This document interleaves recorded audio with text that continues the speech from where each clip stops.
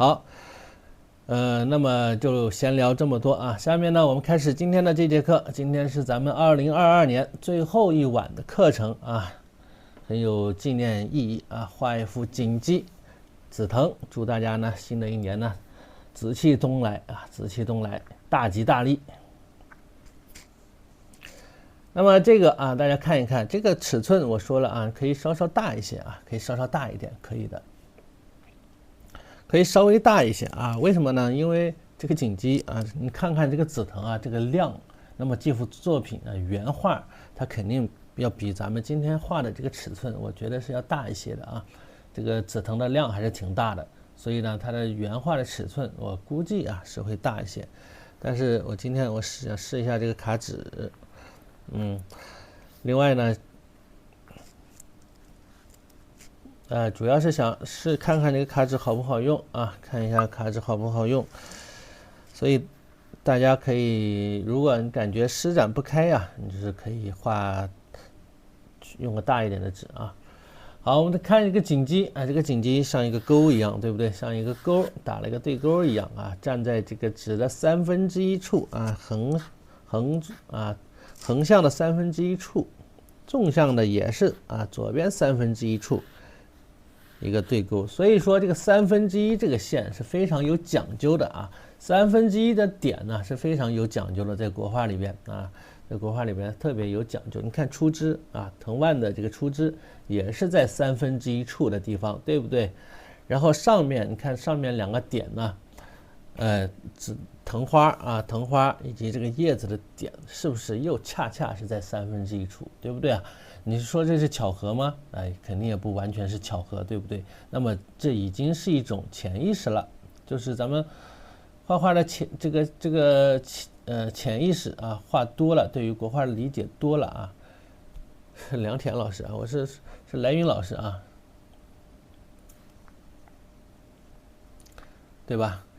所以我们讲的这种构图的一些小小的规律啊、规则呀，我们要把它记住啊，记住，慢慢的形成了这种记忆啊。你一出手，它就是在那个准确的位置啊。好，那么大概啊，这个没法折了，这是个硬卡啊，没法折。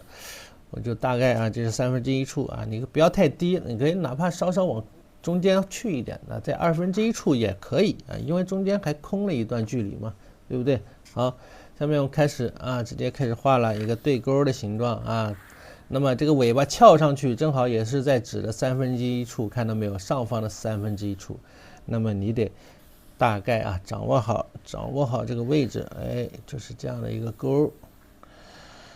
好。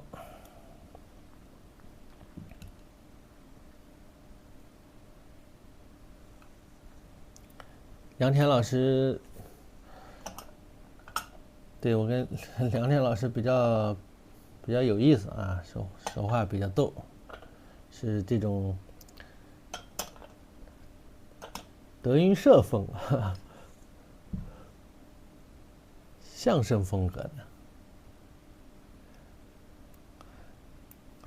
好，到墨汁啊。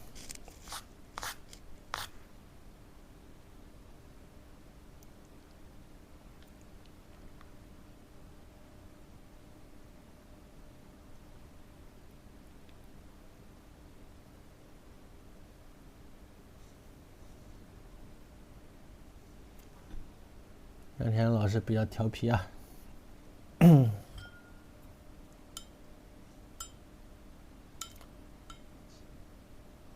好，谢谢妹儿。好，来，我们蘸墨啊，试一下这个纸。如果啊，你感觉这个比较阴的话啊，你害怕阴，那么墨里边加赭石，墨里边加赭石，它就不会那么阴啊。加一点点赭石进去，小技巧。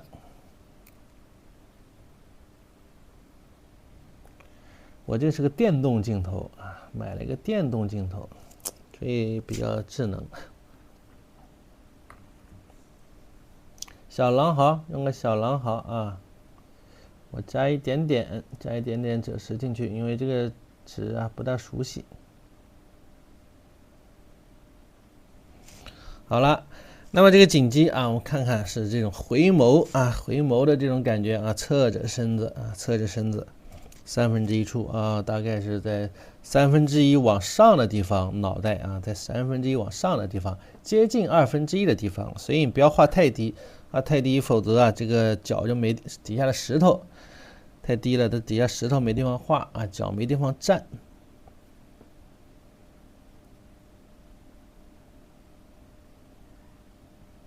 哎，还好啊，不是特别的阴啊，不是特别的阴。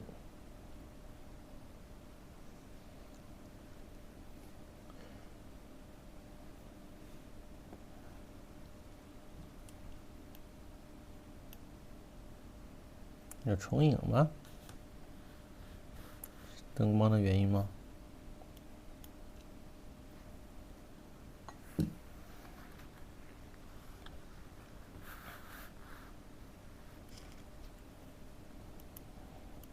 这样好一些吧。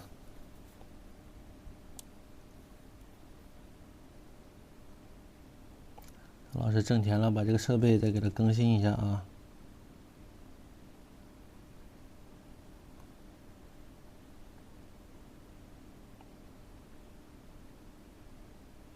哎，我尽量把手啊倒着一点的，手倒着一点，让大家能看清，能看清。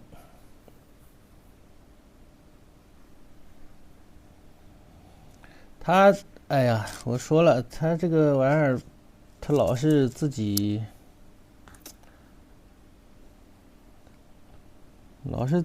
搁那调节灯光啊，放个墨碟好像就亮一些，是不是啊？上一节课那个石头大黑石头一画，好像画面就亮一点了，是不是要这样才行？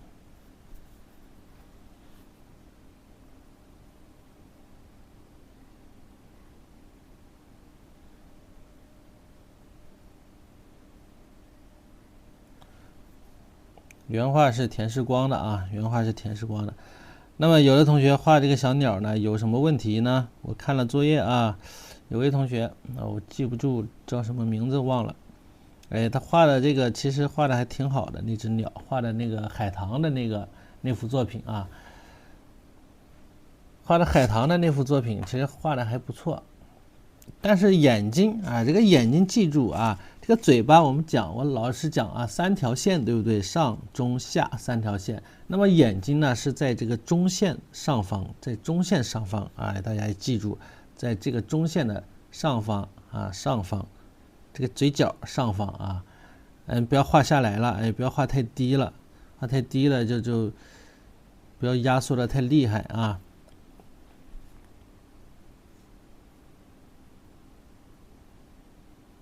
你看，这是上方，那么注意它的一个高度，哎，不要太高。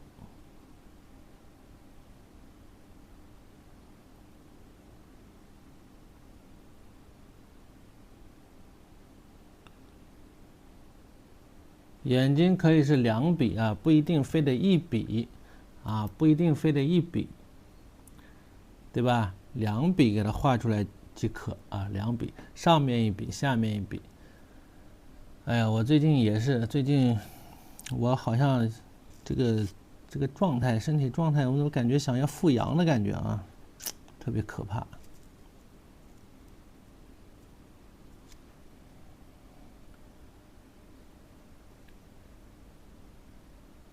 不是特别的好。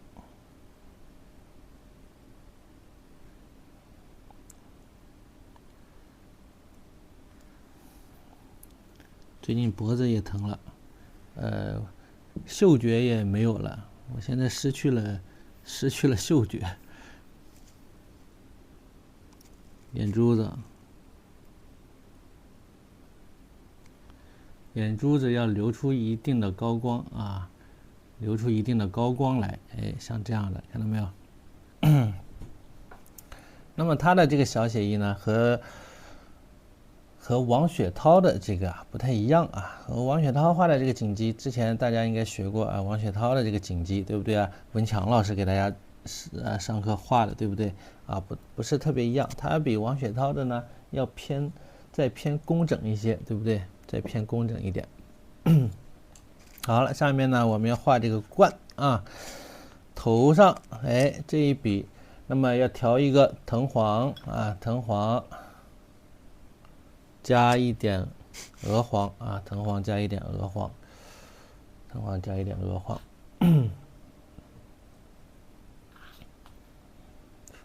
放个小墨碟儿啊，放个小墨碟儿。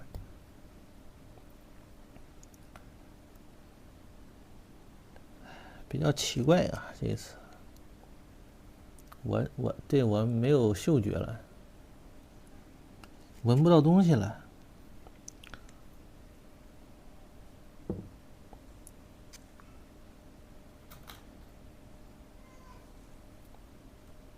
脖子还疼啊，这两天脖子疼的厉害。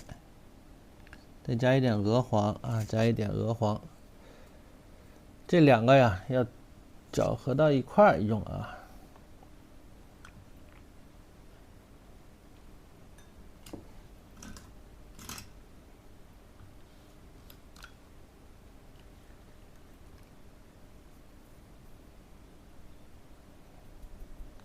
用一支干净的毛笔啊，要用一支干净的毛笔。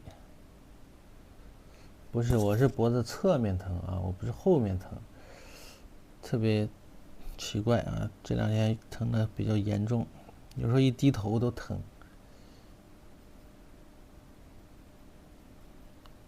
来，藤黄啊，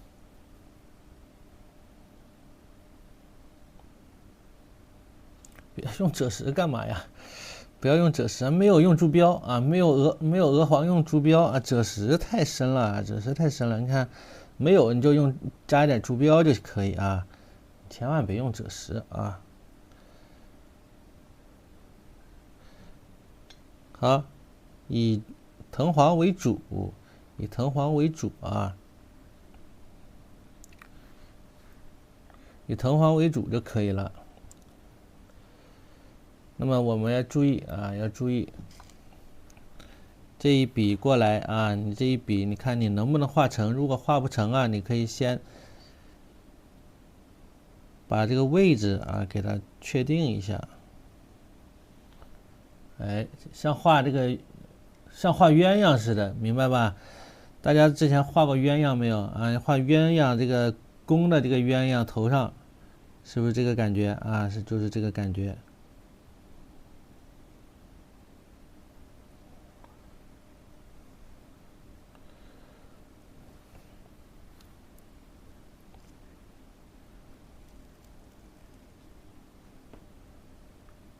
对吧？它就是类似于这种。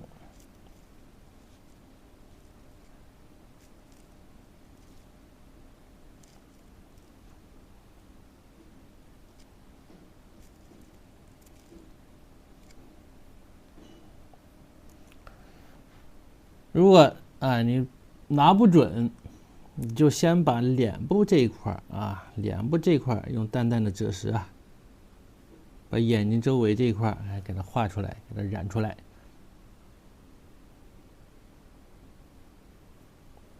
然后你再用重一点的啊，重一点的，比如鹅黄啊，加一点点浅浅的赭石，哎，调深一些。比如这个地方，趁湿的时候，哎，加重一点，加重一点。这个发型，轻轻的挑它一下啊，挑一下，挑一挑啊，用重的颜色。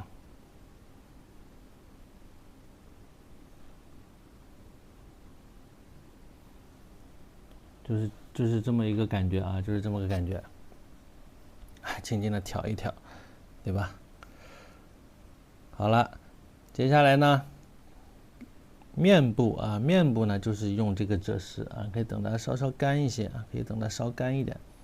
那么现在笔尖上啊蘸一点点赭石啊，就是刚才的这支笔啊，刚才染这个画头部的这支笔。就着这个颜色，再蘸一点赭石，那么这个颜色是比较浅一点，比较浅一些，比较的浅一点啊，比较浅一点，比较浅一点。我们可以拿不准，可以先勾啊；拿得准呢，直接画，对不对？拿不准直接勾，拿不准的先勾啊。那么它的这个画的是，其实这一块啊，这一块像个帽子似的，对吧？像帽子这个垂下来那个边缘的感觉。那么它画的是以这个赭石啊加了朱砂为，好像是一个朱砂色啊，朱砂色，朱砂加了一点藤黄的感觉啊。那么看老师那个之前呢发了抖音里边啊有画了一个锦鸡啊，那个是写生的一只锦鸡，那个颜色好像是藤黄色啊，它好像是正常的是藤黄的啊，不是这么深的颜色。那么田世光画的这个颜色比较重一些，比较重一点。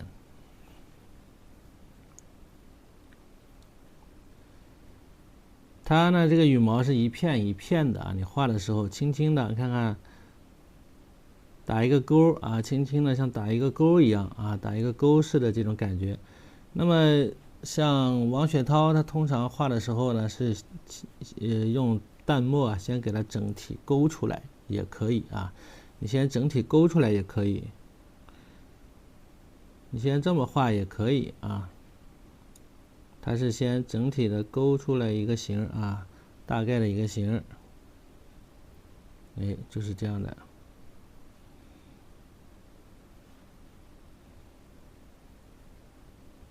对吧？整体的这么勾出一个形，然后再来染，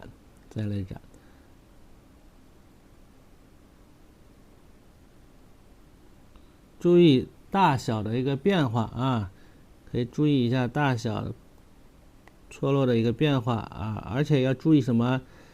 留有一点空白啊，它就这一块颜色就比较松动一些啊，就不会太紧太拘谨。这个卡纸还不错啊，还可以，看到没有？就不会显得特别的拘谨啊。像这样的话，用笔的话是吧，比较的松动一点。那么同样啊，这边上也是如此啊，下面这一块。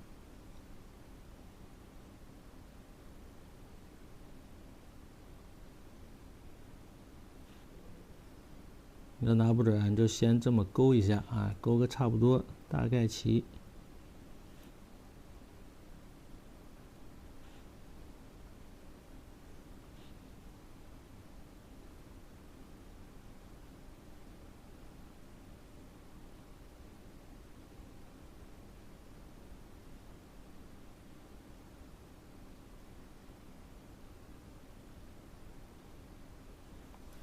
然后笔尖蹭点墨，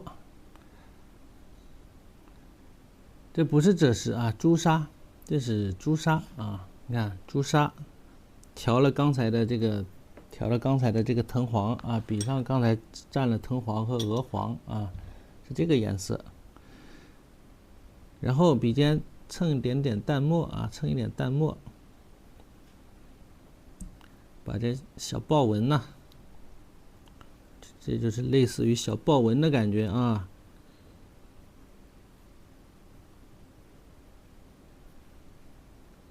墨啊不要太重啊，特别是由上往下的时候啊，上面的不要过重，那么正常情况下，如果是工笔的话，它这个地方，它应该是这么撕毛啊，撕出这个感觉，对吧？但是写意的话呢，你是可以直接勾啊，直接勾。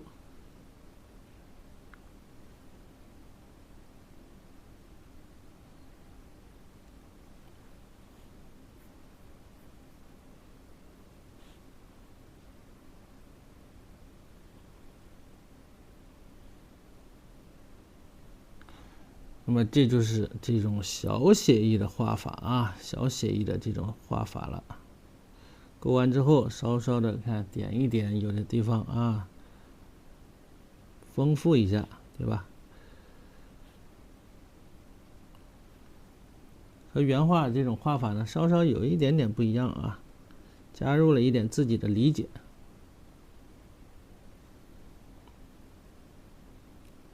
那么原画的这个就更简单啊，这个画的更简单一些啊，是吧？哎，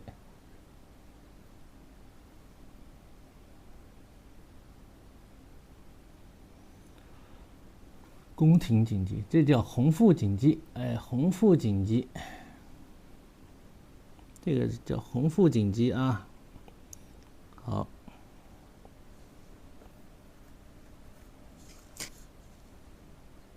这样不也很漂亮吗？我们看一看啊，这么下来，肚子在这儿，腿在这儿啊，石头在这儿，差不多啊，这个高度差不多，可以，可以啊。如果现在比如说我想把这个头部啊给它画完整，调整一下，那怎么办呢？先在笔尖上调一点赭石，浅一些啊，蹭一点刚才用的这个黄啊，蹭一点点啊，蹭一点点。那么这个面部啊，小锦鸡呢，或者小鸟啊，小鸡啊，我这是临摹的田世光的啊。临摹的田世光的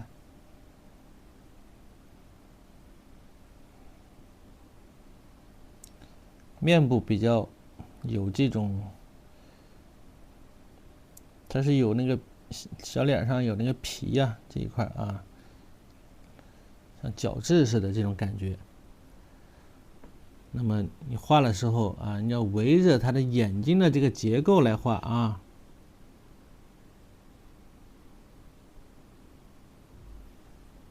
看到没有？哎，围着它这个结构，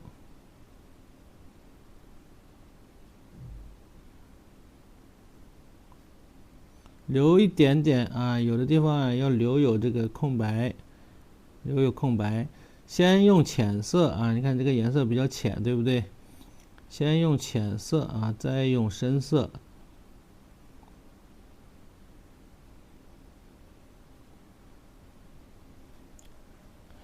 在笔尖蘸一点重一点的赭石，赭石里呢又可以蹭一点点淡墨啊，蹭一点点。我们再把这个周围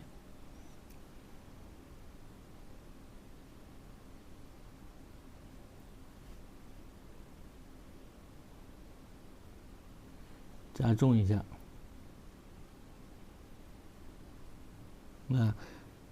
这样啊，有时候临摹呀，临摹的时候，哎，慢慢的推敲认识这个东西，对吧？你可以其实是，临摹的好了，你是对这个锦鸡啊是有充分的这种认识的，不光是要绘画，还要了解这个动物。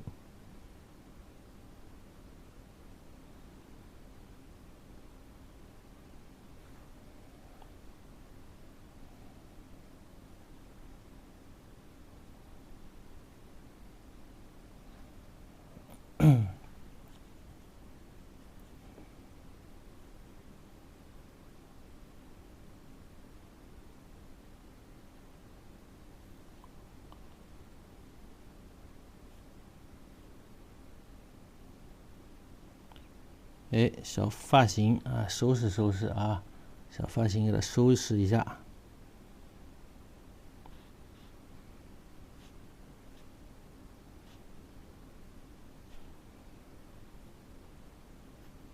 哎，就比较精致了啊，收拾一下，哎，看看是比较精致了，这小脑袋啊，特别的精致了，耐看了，对不对？是某鹏的啊，曾经是某鹏的，打电话给老师喝水，又怎么了？到点没到点呀？又该喝水了，吓我一跳啊！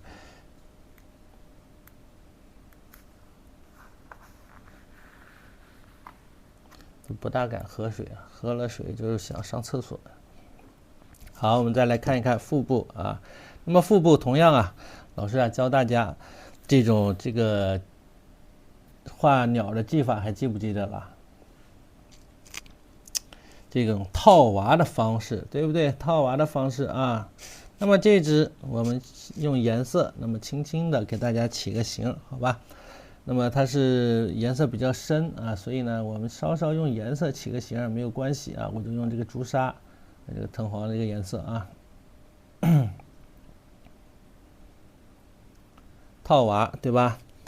哎，我们注意它的一个结构啊，注意它的一个形体结构。那么这是头，那么下来呀，到了脖子，到了腹部啊，注意到了腹部。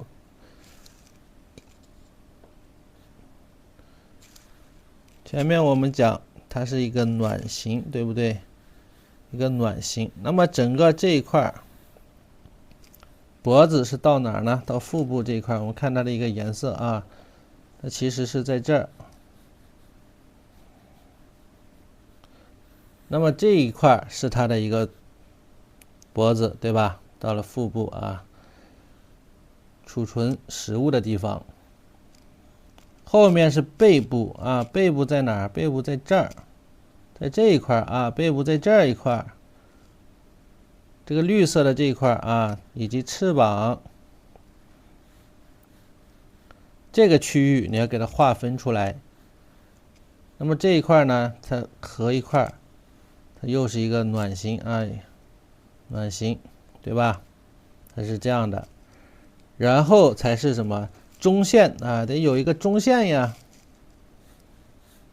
腹部有个中线，中线能分出前后腿来啊，得分出前后腿，对吧？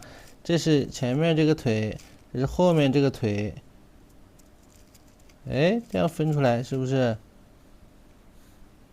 你就了解了啊，了解它的一个身体结构了。然后上面这一块，哎，有翅膀，背部呢，它其实是一个圈儿，这一块是一个圈儿，然后按照透视结构啊，后面呢，这边是后面的一个翅膀，前面的一个翅膀，哎，看看，又是一个圈儿，又一个圈儿啊。那么这个羽毛啊。后面的羽毛啊比较高一点，比较长一些，哎，又是一个圈儿，整个3个圈儿，看到没有？哎，3个圈儿就能够概括出它的一个结构。那么同样这边啊，如果是把这个透视给弄出来呢，它就是这样的，后面的翅膀是这样的，然后中间这有黄色的这个羽毛啊，两边向两边这么过来。哎，仔细听，仔细看，好不好？仔细听，仔细看这一块的讲解，这一块的讲解非常重要啊！这一块的讲解，你了解了之后，你画任何的禽鸟，你都不会迷糊，对不对啊？很多同学迷糊，老师不讲，他就不会了。因为什么？因为对结构不了解。好，那么这是背部，背部你看分了中间了，对不对？那么它是个脊椎呀，有脊椎的这个小鸟嘛。小钩子尾巴就得上去啊，尾巴的中线以中线为主，你看看，哎，这么上去到指的1/3处，然后分出一根主要的这个尾羽，对吧？一根大的主要的尾羽啊，再来一根小一点的尾羽，对不对？然后旁边呢才是这个红色的尾羽啊，才是这样的散开的红色的尾羽两边。那么这么一分析下来，你看看这个鸟的结构，你懂了吗？懂了吧？对不对啊？小鸟的结构懂了没有？是不是？然后再是爪子，哎，两个爪子一前一后画下来，简单吧？是不是简单吧？你看看这个构图啊，下面的这个正好把握的非常的好啊，大小控制的也不错。我一开始因为之前画的都是大画，对不对啊？之前画的都是这个尺寸比较大的画，今天换了一张小纸，我一开始还怕我画出去了啊，因为画大画画习惯了啊，腿不知道画到哪里啊？怎么会不知道画到哪里呢？你看这肚子中线，这是前面一个腿啊，这是后面的一个腿啊，对吧？它就是这样的嘛，它就是这样站立的嘛。啊，那么这个先不画那么详细了啊，先不画那么详细了，一前一后嘛，它就是这样的，明白吧？明白吧？你首先你要搞清楚它肚子这一块的一个中线，对不对？明白吗？虽然尺寸小了啊，但是咱们同样要给它画的精致啊，精致，给它讲透彻啊，分析的透彻了啊。这样一讲解，你就对于这个就禽鸟的结构，你就会非常的清晰明了，对吧？这一块是背部，两边的翅膀，哎，尾巴在中间，怎么上去啊？那么这是腹部，整个的腹部从它的脖子到腹部是在这前面这一块啊，前面这一块到后面呢是它的这个这是后面其实是腹部这一块叫我们不知道你们那儿叫啥哈，小鸡啊它吃食的地方叫素子还是叫什么东西，对吧？好了，可以了啊，就先讲解到这儿啊，下面呢我们就继续往下进行。那么你可以选择特别比较偏工一些的披笔丝毛的方法来画，也可以选择偏写意一些的这个方法。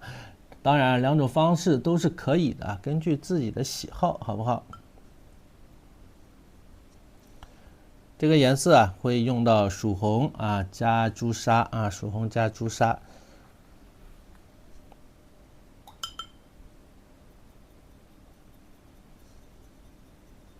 叫素子嘛，是吧？这是它储存食物的那个地方嘛。那叫的差不多，叫法差不多。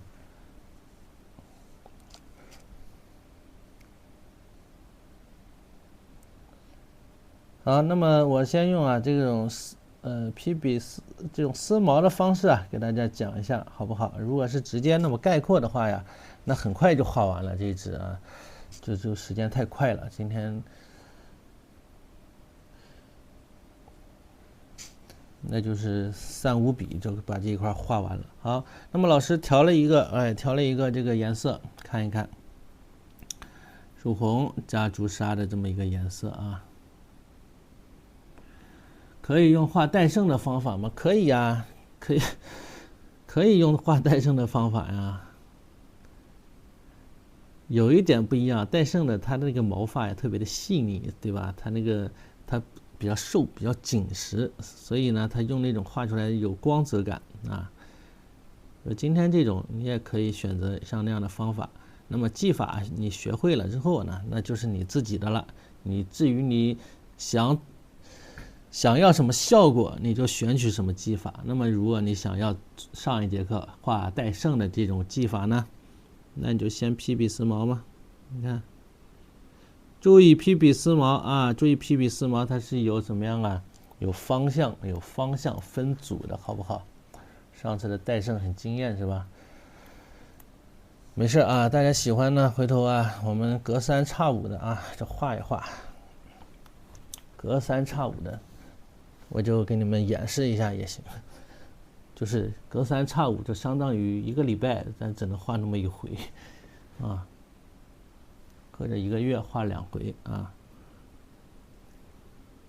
好，可以选择这样披笔丝毛。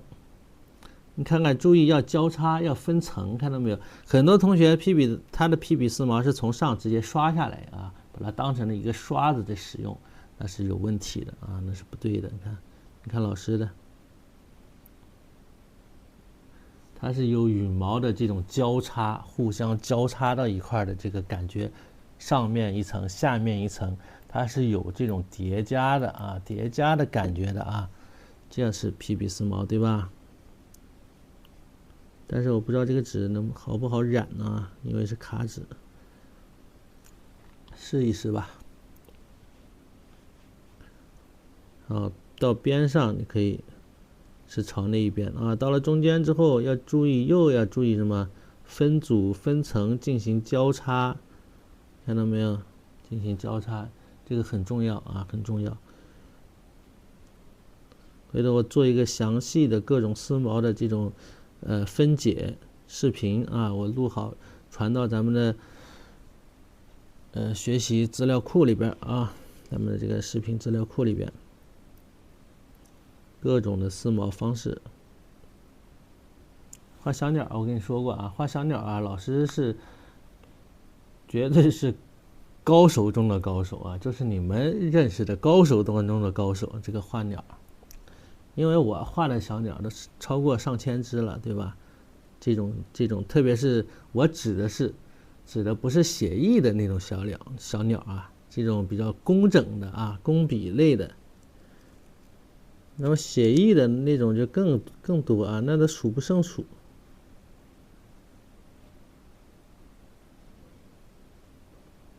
那以前教书的时候，那一上午或者一下午啊，在课上给学生做示范啊，几乎我给每个人都会画一张。那一上午就得画多少？一个班啊是20多个人，几乎每个人我都会给他们亲自啊到跟前亲自的做一做示范。所以我教的这个学生也画的好多同学呢也画的很好，毕业之后都能靠这个吃饭。即使很调皮的学生啊，现在好多都在从事这个，就没白学，对吧？那学费没白交。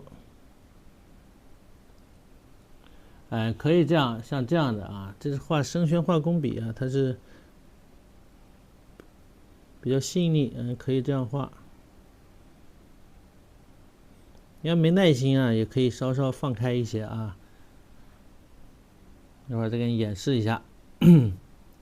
那么像这样啊，你得多画2遍啊，一遍是不够的啊，一遍不够，完全不够。好了，老师稍微加快一点速度啊。同时画这个要注意什么呢？注意到这儿之后啊，它这个羽毛挑起边缘，它是有挑起来的这个感觉，看到没有？它是有这种感觉。它是腹部的腹羽啊，它是比较长，它覆盖住一部分的这个背部的羽毛啊，能挑起来。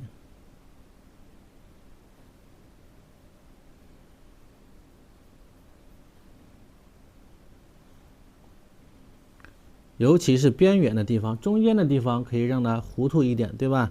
不是那么的清晰，没关系啊。你看到这个刚才说了啊，这是它的一个腹部，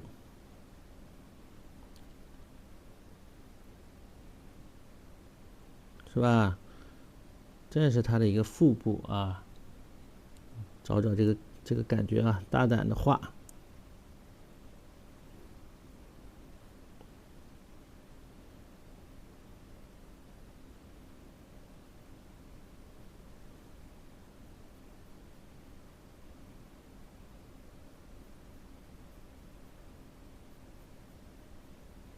同时注意什么呢？注意它有2瓣的这个感觉啊，有2瓣的这个感觉。那么这种丝毛的方式啊，从古代绘画当中啊，它就已经有了。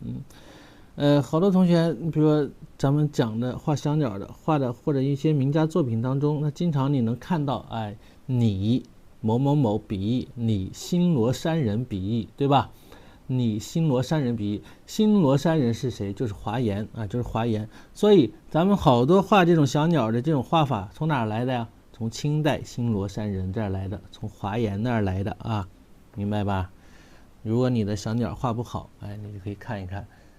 好，现在加水啊，加水，我们用颜色染，先淡一些，颜色要淡一些啊，不要太重啊。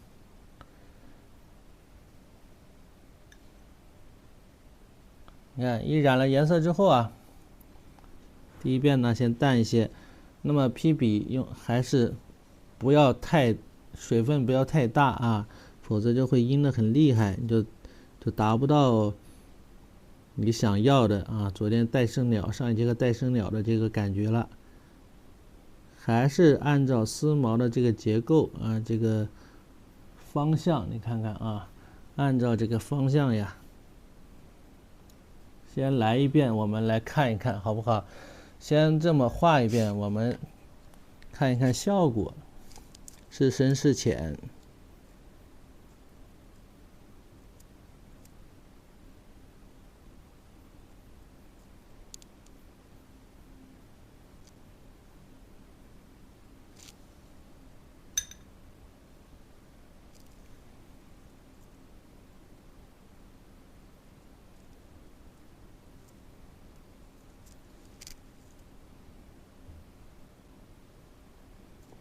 到了腿部，哎，稍稍相对来到边上虚一点啊。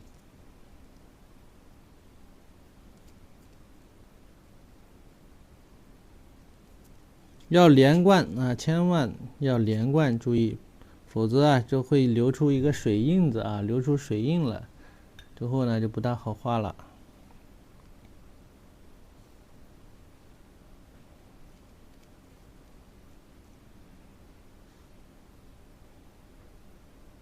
这就是技法嘛，这就是你们啊之前花好几千块钱报名学费啊，好几千块钱报的名，想学都没有学来的技法，因为所有的课程不能我一个人教啊。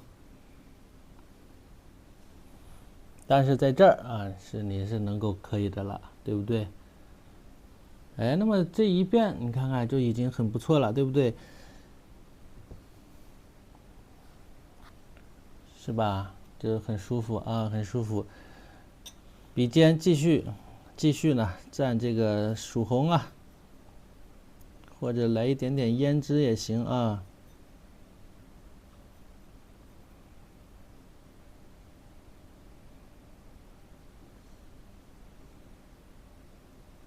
没有胭脂，没有挤胭脂呢，你就来一丢丢淡墨，调到曙红里边。那么衬湿有的地方我要加重一些。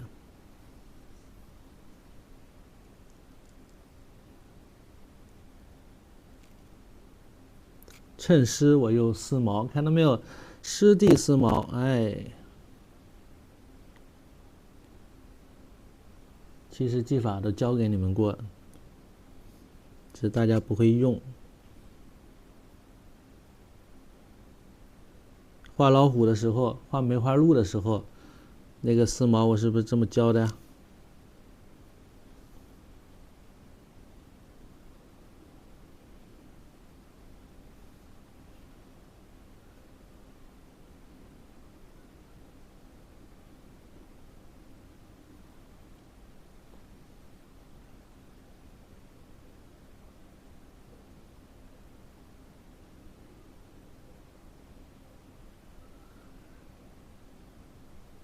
注意虚实啊，边缘不要太实。你看我边缘不是特别的重，对不对？最重的地方在哪儿呢？在它的结构处这一块，对不对啊？中间这一块。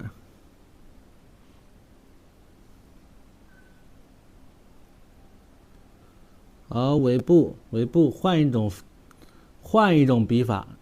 现在我刚才是这样的压扁的，我现在用这个像刀刃似的啊，用这个刃，哎，挑着撕。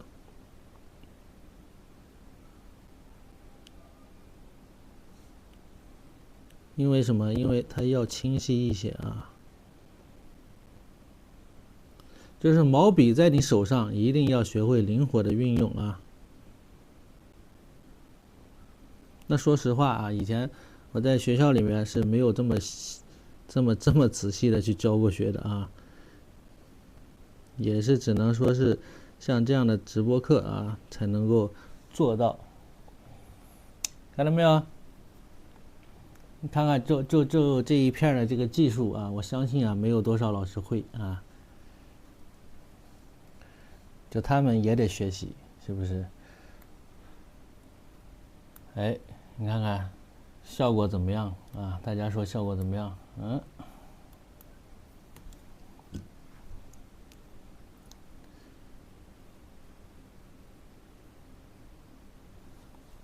好了，回到这个背部来啊，现在回到这个背部了。哎，俏妮不是休息吗？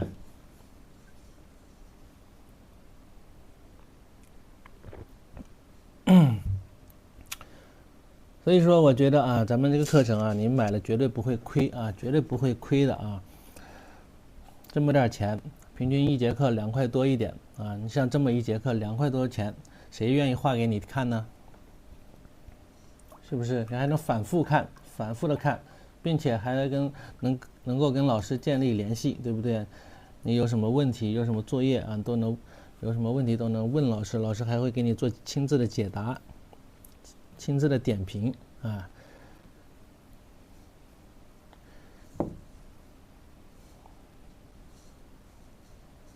这是最重要的，对吧？这是最重要的。那么我们呀，以前想跟老师建立这种亲密的这种联系啊，那不知道得花费多少，不一定还能建立起来，对不对？好，背部呢就是这个绿色啊，我们先用这个绿色。那么上一节课画的这个叶子的绿色，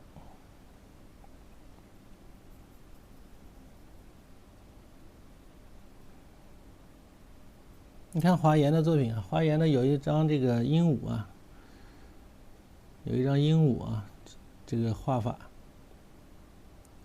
跟这差不多。好，背部，那背部呢就可以简单一些啊，背部简单一点了。这个绿，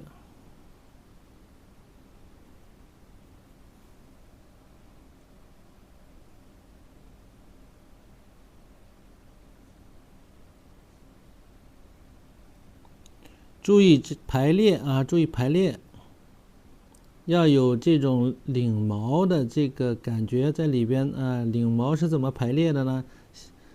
它是有一点像这种鳞片似的啊。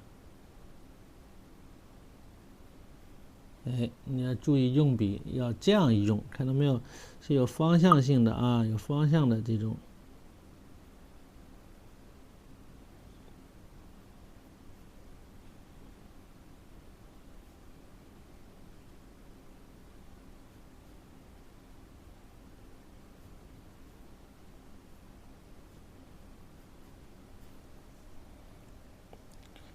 灵活一些啊，要灵活一点，不要画得太死板。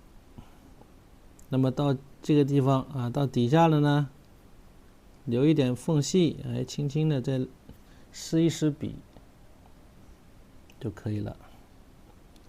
好了，然后用墨色，笔尖蘸一点点墨，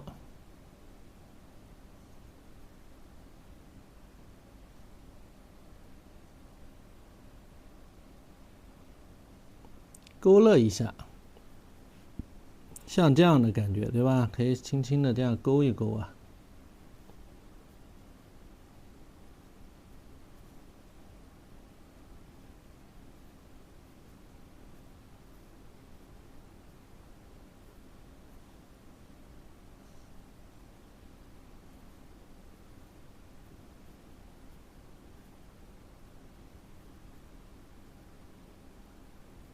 那么画鸟呢，是咱们花鸟画的一大难点啊。花鸟画的一大难点，一幅花鸟作品当中，只有这种，为什么叫花鸟画呢？对不对啊？花鸟，鸟是画面的一个灵魂，对不对？一个主角，它是画面当中的一个活物啊。我们经常说活物，画点活物啊，画面当中缺点生机，没有活物呢，就是没有生机。所以啊，鸟是花鸟画必不可少的。同时也是一个很难学会的这个一个难点。那么大家画的时候啊，要多练习啊，一个是多练习，另外呢要跟着老师啊这么去学习啊，跟着老师学习。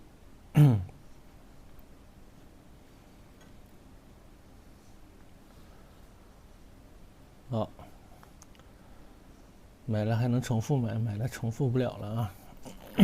每人限购一单啊，限购一单。好，那么继续啊，继续下面呢画这个翅膀啊，画翅膀部分，翅膀部分。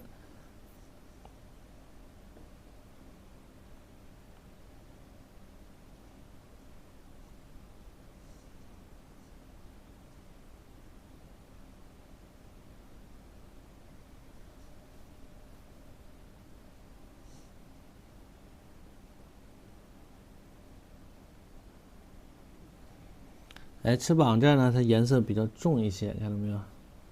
它为了和腹部啊区分啊，颜色比较重，一开始。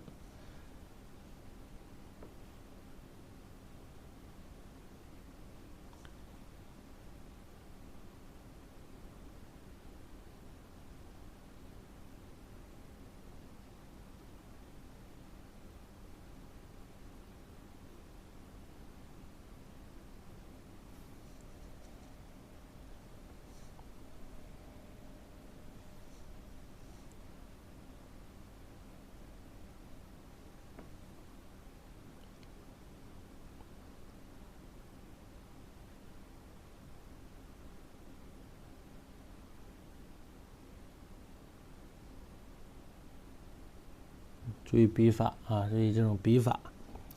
你看这个画的非常的细腻啊，这个比原画的这种画法呢还细腻一些。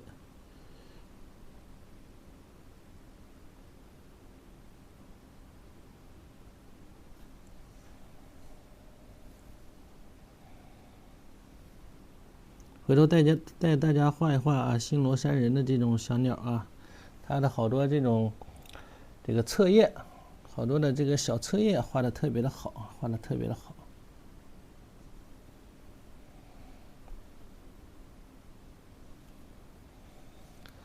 好，那么下面呢就是点这个翅膀啊，先把翅膀一点，点完之后呢，再来画这个黄色的羽毛，赭石用到赭石。那么推荐一下老师用的这个笔啊，这支笔特别好用，但是我没有链接，白推了。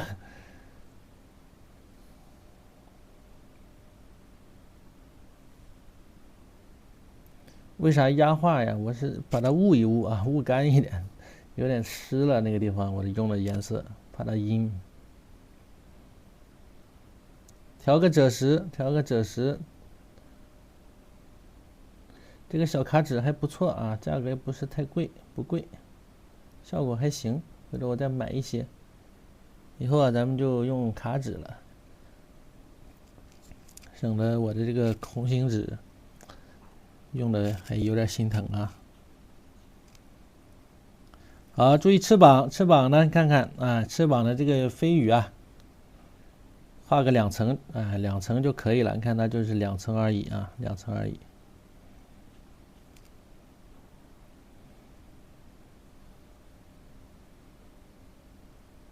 你可以先用墨，用整墨点吧，也可以先勾出来，也可以啊。画法有很多种，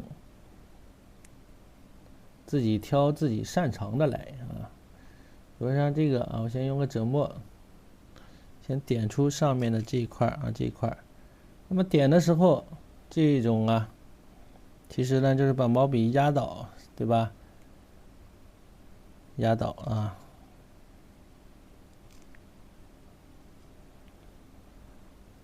控制一下水分啊，有点湿了。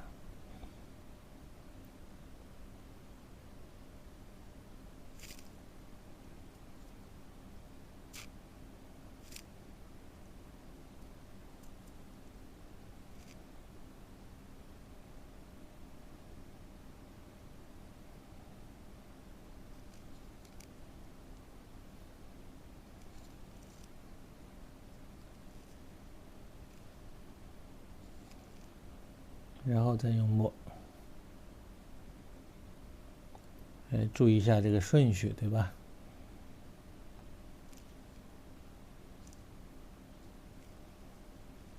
两笔，你看两笔，形成一个夹角，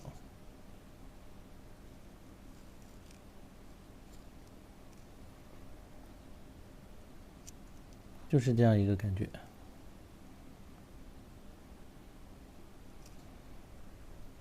压一压啊，因为手有温度呀，手有温度啊，这么压一下，哎呀，就比较好。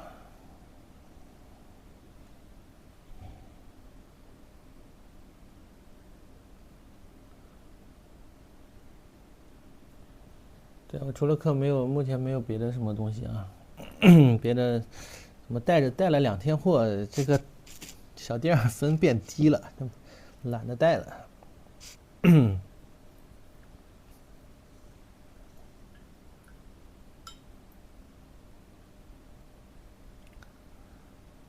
好，那么这个，后面的尾巴，这个飞起来的这个黄色的羽毛呢，你可以直接画，也可以呢，先勾，然后再染也行啊，都可以。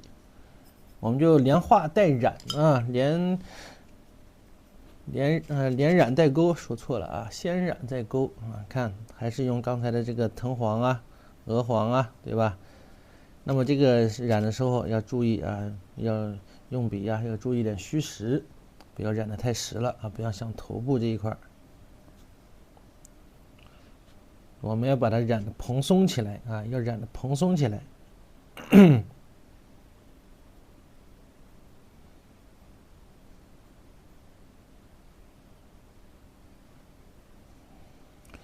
用吸水纸更好，不用啊，就手啊，它是有温度的，手吸水纸又没有什么温度，这点水量也不够吸水纸吸的，主要是。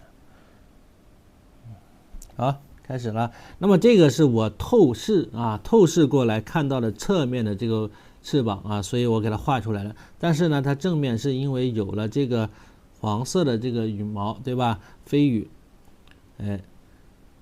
那么它是看不到的，其实是看不到的。那么画的时候，我们其实就可以盖过它啊，给它盖住，就可以盖住它。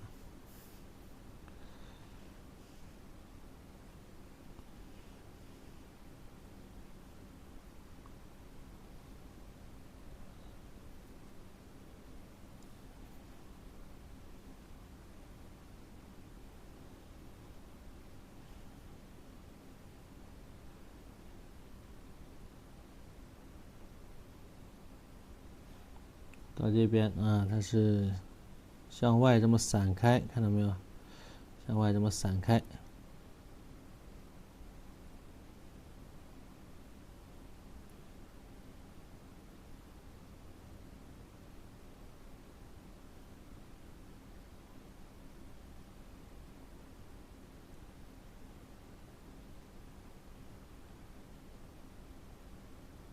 注意交叉啊，分组交叉的这个方式啊，它有点像兰花啊这种交叉的感觉，对吧？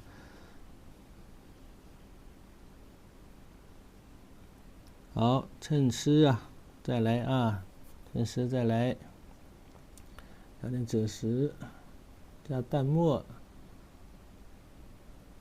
比较浅的这个颜色。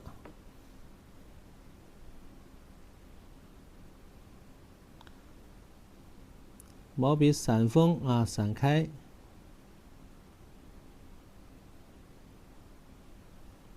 很自然的啊，很随意的，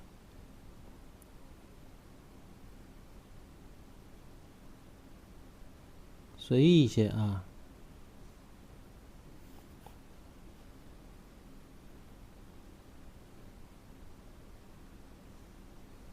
很随意，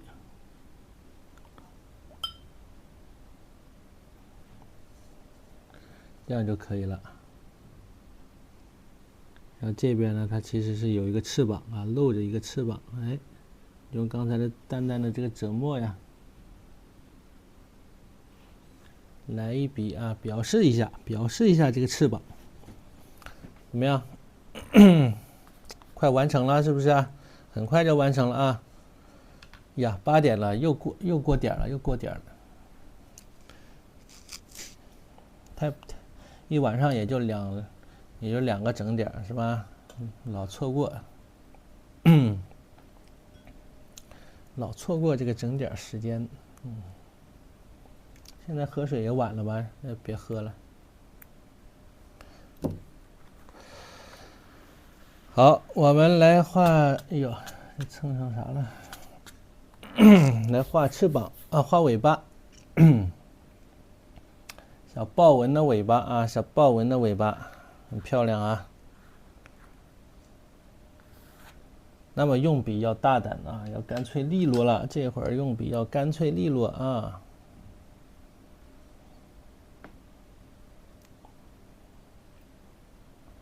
刚买的什么时候在学浪里看？刚买的就能看呀。你用那个抖音的这个账号啊，登录学浪啊，你下载学浪 APP 先要，即买即可观看，好吧？对，你不管什么时候买，其实都不晚啊，越早买呢越好。因为现在我们的课程上的并不多，现在才上了11节课啊，今天是12节课。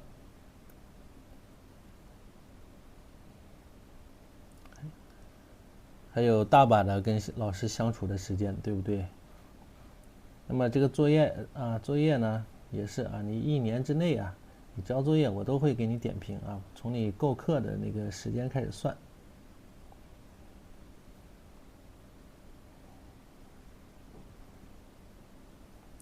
赭石，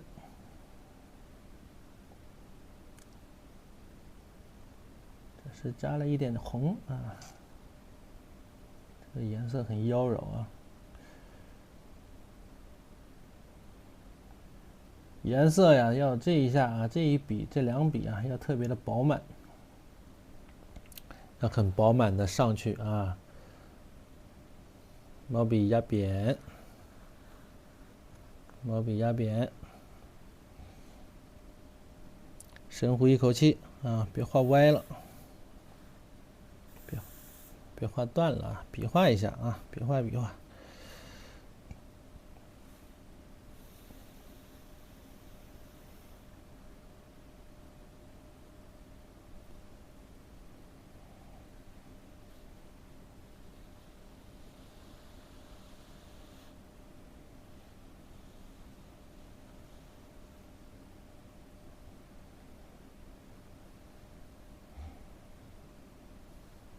哎，一根儿，再画第二根儿。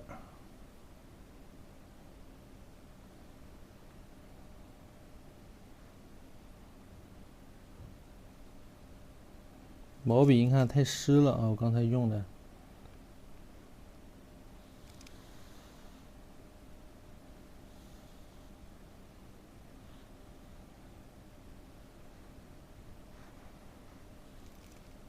起笔虚一些啊，起笔呢虚一点。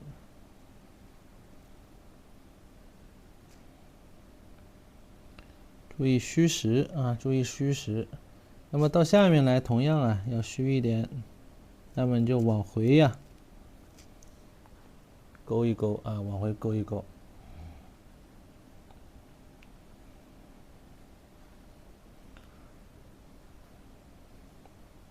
好，稍稍干一干，然后呢再来勾一勾这个纹啊，勾一勾这个纹，这个小豹纹呢给它勾一勾。翅膀可以再粗一点呢，其实。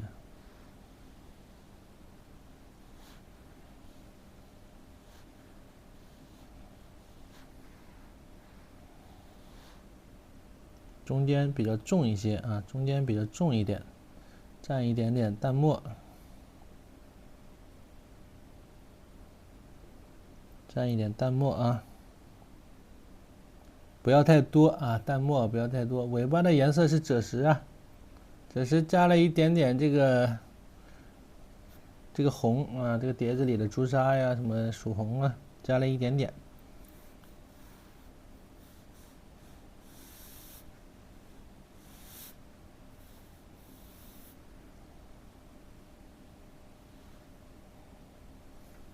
哎，精神小伙，好，稍微让它干一干啊，干一干呢，我们再来把那个豹纹呢勾一勾啊，稍稍干一干，再来把豹纹勾一勾。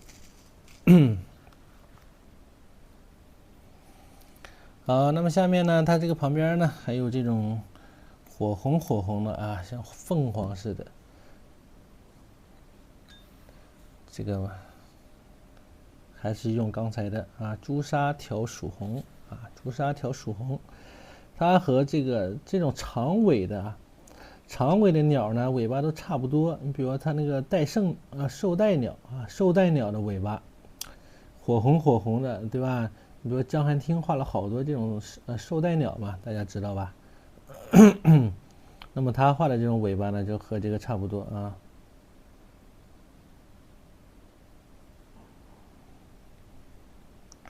其实应该等它干一下，我现在画，我怕它阴的太，回头又炸开了啊。等它干了再画吧，等它干了再画。那么下面我把爪子先画一下吧，先画一下爪子啊。菊妹拍20道课，这是紧急送她。没必要啊，没必要拍那么多课，一套就不够了吗？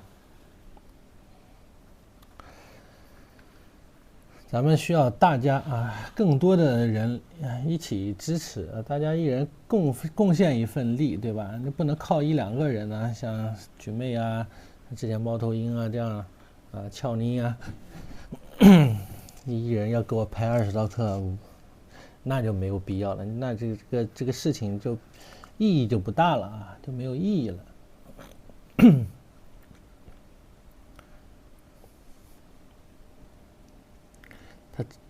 这我不是当真啊，是主要是这个猫头鹰真干过这事儿，你知道吧？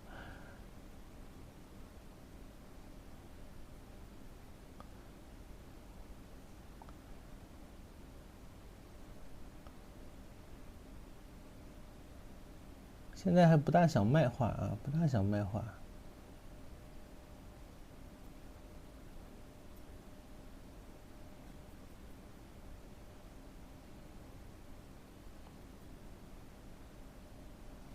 赭石调赭石啊，赭石加一点淡墨进来，调出一个爪子的颜色。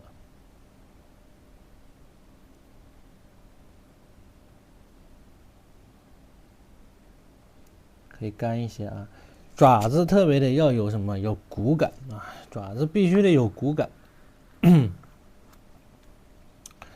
那么画爪子呢，要有骨感，怎么样能做到有骨感？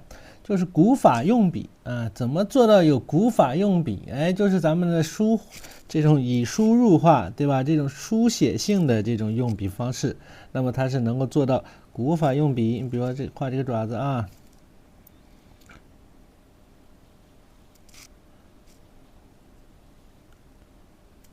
哎，你看是不是像一个骨头一样啊？这种感觉。哎呀，这个纸还比较阴啊，画的时候控制好水分。控制水，好，那么这边通常像这种鸟呢，3个爪子啊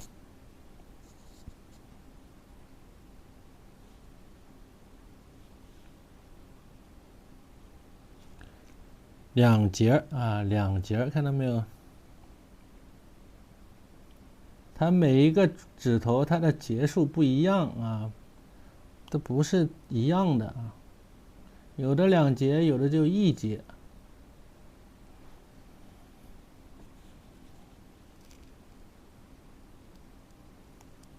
哎，这个你就可以一笔这么画过来，一笔这么画过来。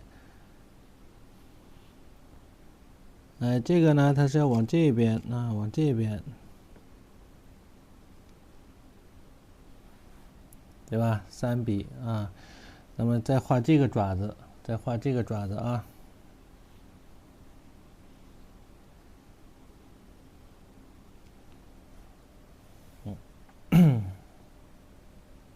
毛笔啊，干一点啊，干一点，颜色干一些。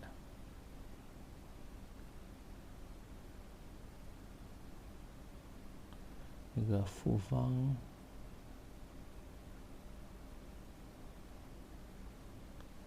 什么颗粒？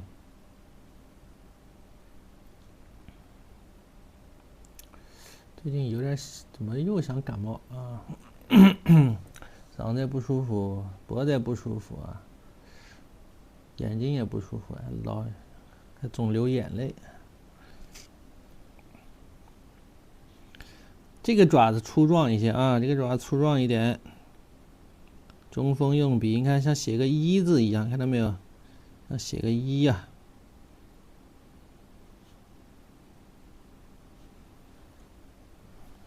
就是比较粗，比较粗，一前一后嘛。一粗了之后，它能分出前后层次啊。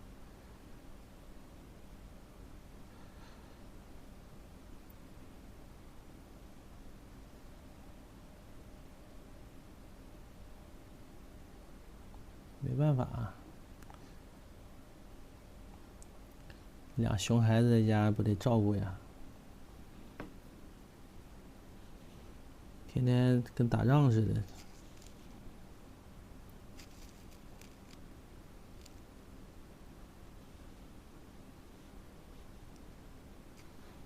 哎，有这种骨骼感。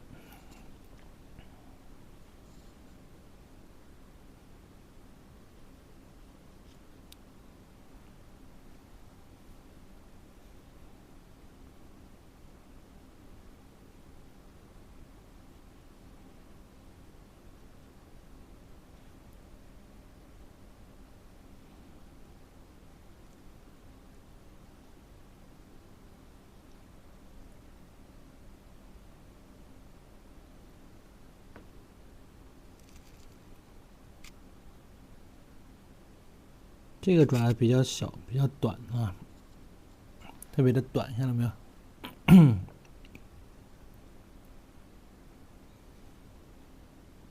它这个后边也应该有一个啊，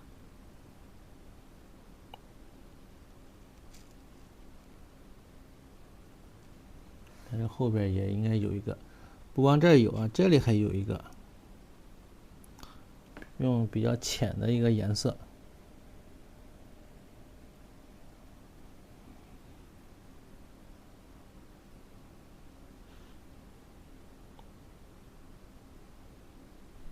哎，比较浅的这么一个颜色。好了，小爪子可以勾成白色的，也可以呢用墨勾啊，用墨勾成一个，因为底下的石头呢是墨的，所以呢它是双勾了一下，勾成这个白色了。回头染个白啊，染个白。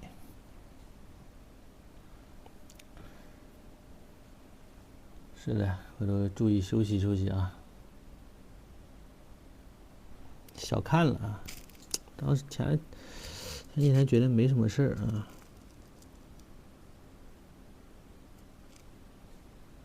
勾一勾。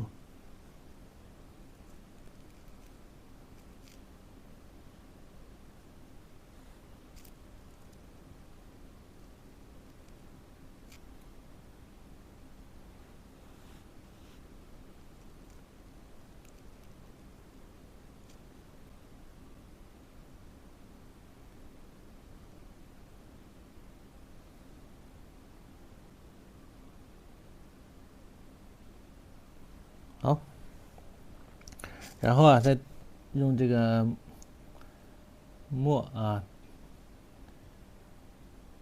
不要太，比这个颜色重一点即可。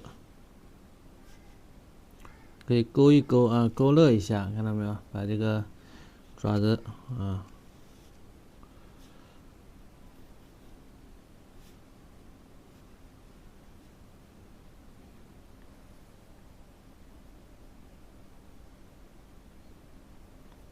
然后点一点啊，点一点上面的这个结构的感觉啊，结构的感觉。啊，再来点一点啊，上面的结构。那么这个爪子中间这一块呢，通常要宽一些啊，往上或者往下的时候呢，那小点儿呢就没有那么宽了，对吧？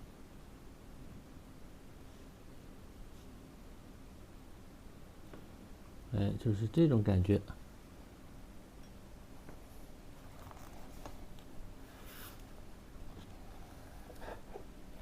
啊，拿近，这样能看清吗？来，你看啊，稍这个颜色有点深，现在可能看不出来。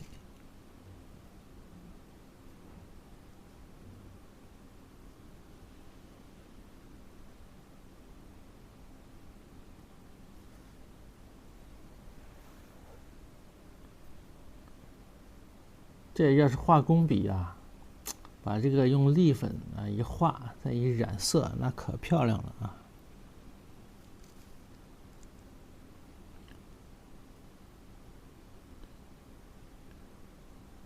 就特别有质感，你知道吗？给它画的凸出来啊，能够摸出这种骨骼的感觉，哎，可漂亮，可漂亮了。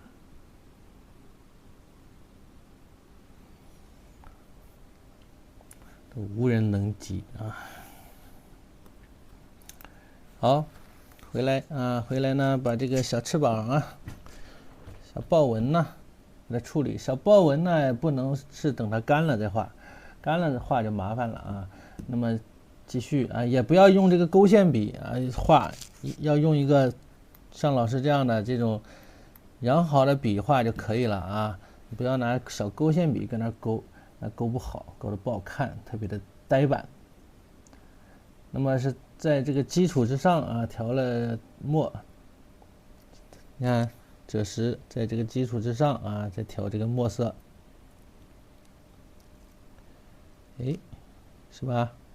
不要纯用墨啊，纯釉墨呢，颜色又比较突兀，它不大能融合，我们要让它融合进去。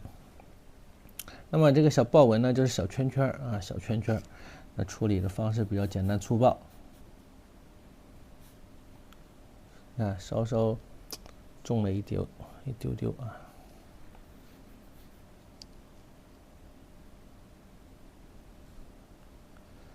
就是这种小圈啊。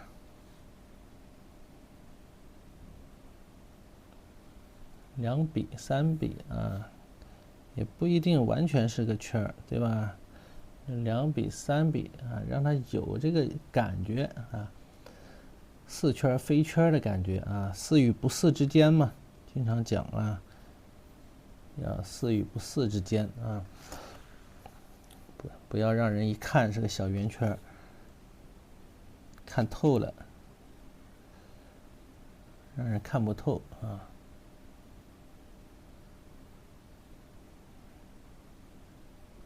注意控制墨色啊！看老师的墨色始终呢是在尽量保持在这个颜色相统一的一个过程当中，而不是太重。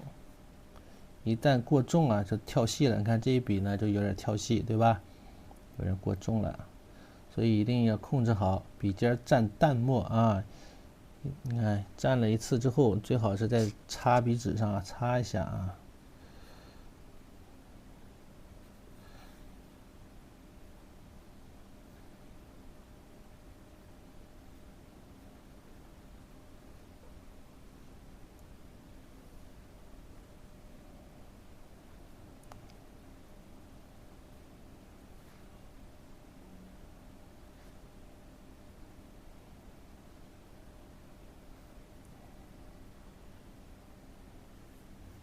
对，就是这样啊。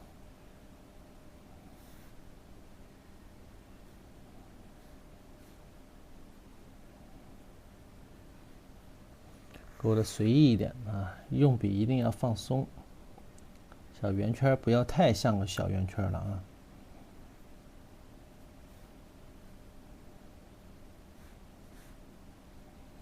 那么刚蘸的颜色啊有点重，那么我就在这个中线上面我再找一找啊，再画几笔，画几笔之后它颜色就变浅了，哎，我再来画，你看这就是小技巧啊，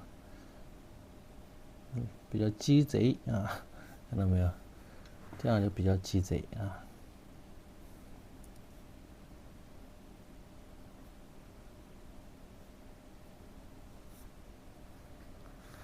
好，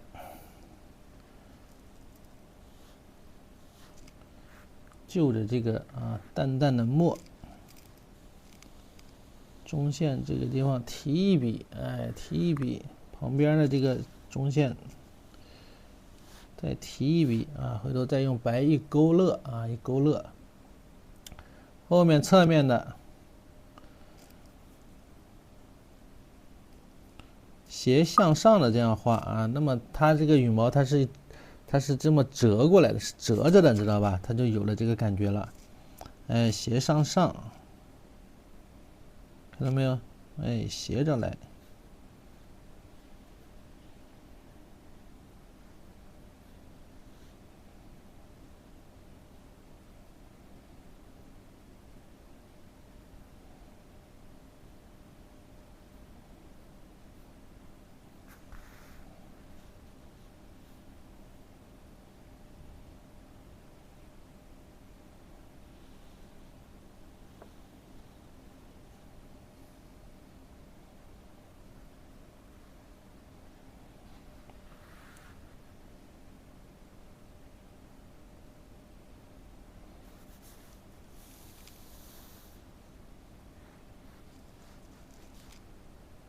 这边也是啊，颜色浅一点。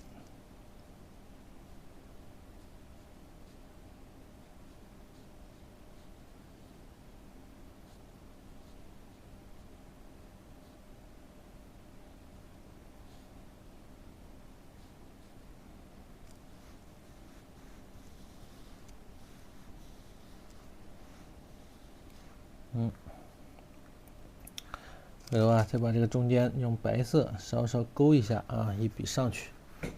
好了，下面呢，我们可以用这个红色啊，用红色，用红色把这个旁边的羽毛画一画。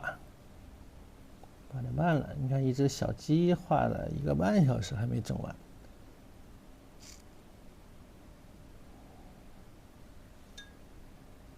太精致啊！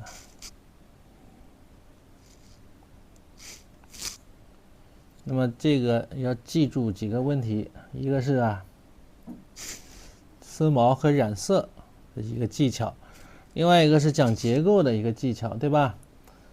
老师讲这个结构的时候，还有没有记得是怎么回事？你把这2点掌握了，那么今天呢，你的收获啊，几乎就已经有收获了。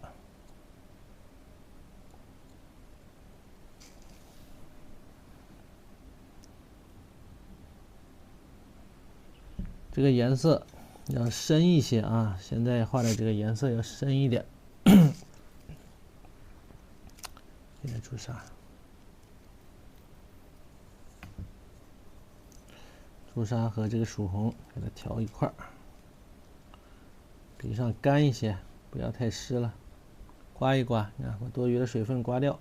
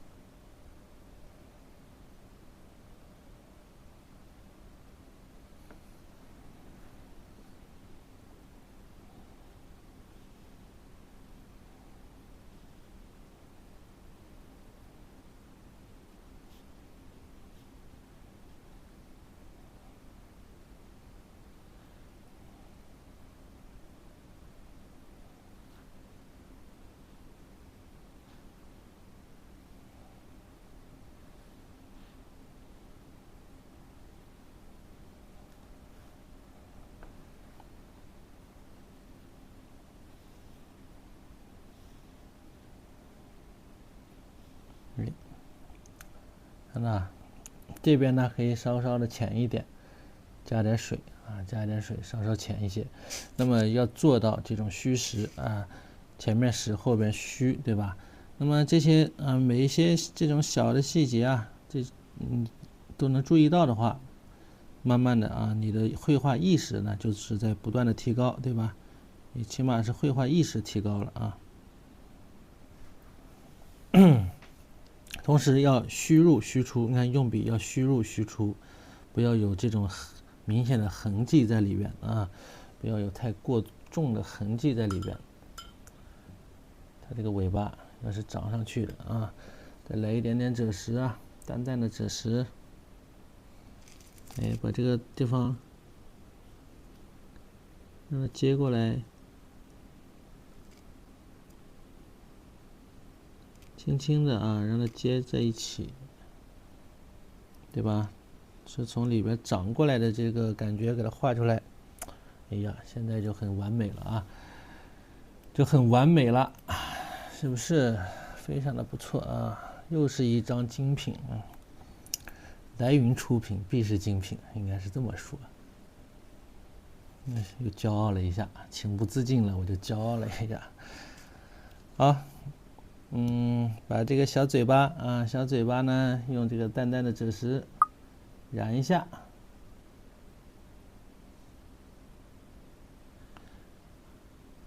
身体还可以再染，可以用朱砂啊。现在呢是有点偏曙红，对不对？可以用朱砂呀，再染一遍啊。等会儿调了朱砂呀，可以再染一遍。嘴巴啊，嘴巴染色的时候，首先鼻孔这一块要加重一点。哎呦，太湿了啊！别阴出去了。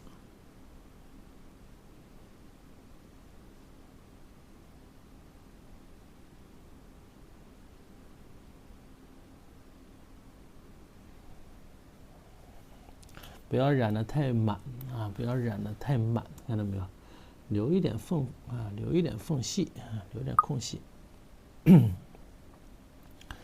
明天有今天的回放，当然呢，我今天晚上睡觉前呢就会把它剪好啊，剪好上传上去。明天保证大家呢第二天一早打开就能看到。因为它审核需要时间，所以呢我通常都是头天晚上啊上完课呢就给它传上去，剪好传上去。好，那么这个锦鸡啊，首先呢我们先可以放一放了，可以放一放。如果想把这染一下也行啊，先把这染一下吧。省得再染一下吧，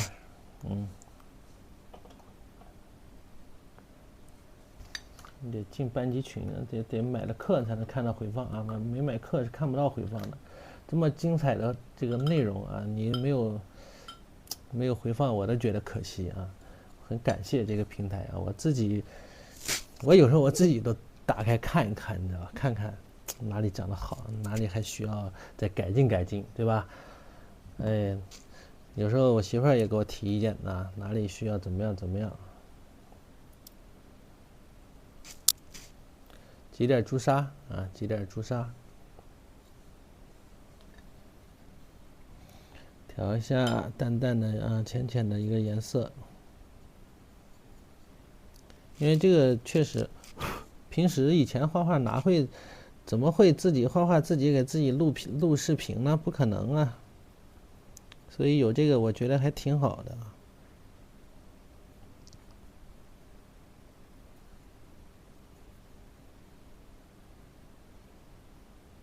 调点淡淡的啊，调一点朱砂色。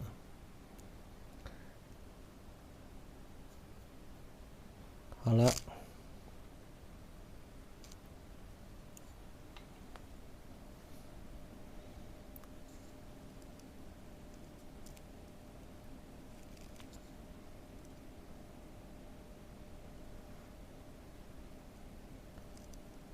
朱红。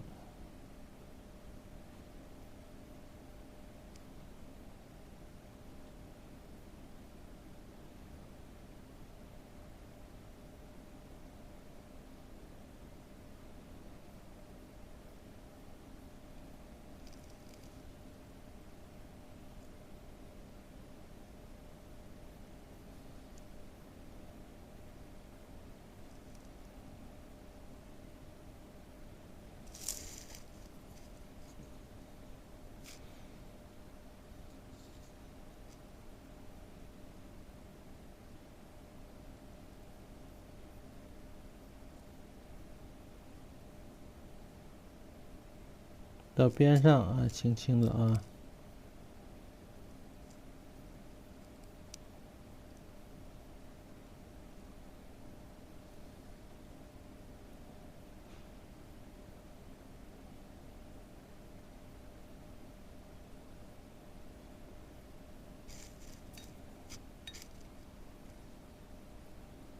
哎，这个颜色就比较正。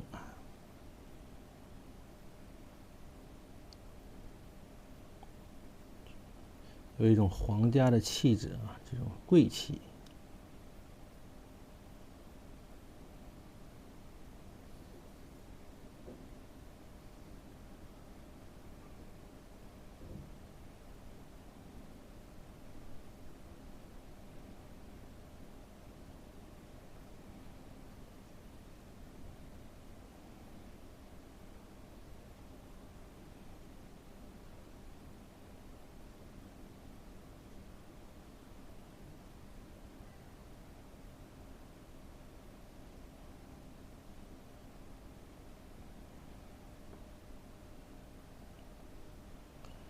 有一种皇家的贵气在里面啊。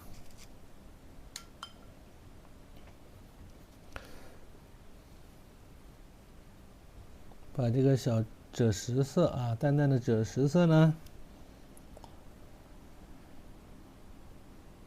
翅膀这儿啊，给它染一下。同样不要染死了啊，留一点空白。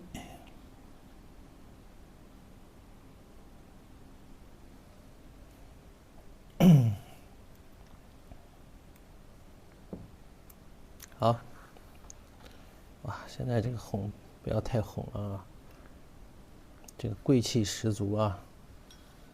呼，等它干了，可能会没有这么红了。现在我天哪！喝口水啊。好，我们画快一些。哎呀，好，那么下面呢，我们就可以往上啊，把紫藤给它画一画，把紫藤画一画。这个小紫藤啊，大家应该是画了好多遍了，对吧？画了好多遍了啊。我觉得大家应该画的比较熟悉了啊。注意小紫藤，你可以先画这个藤蔓啊，这个藤蔓子画出来，然后再来点。你也可以先把紫藤啊给它点一点，然后再来穿这个藤蔓都可以。这么两种方式呢都是没有问题的啊。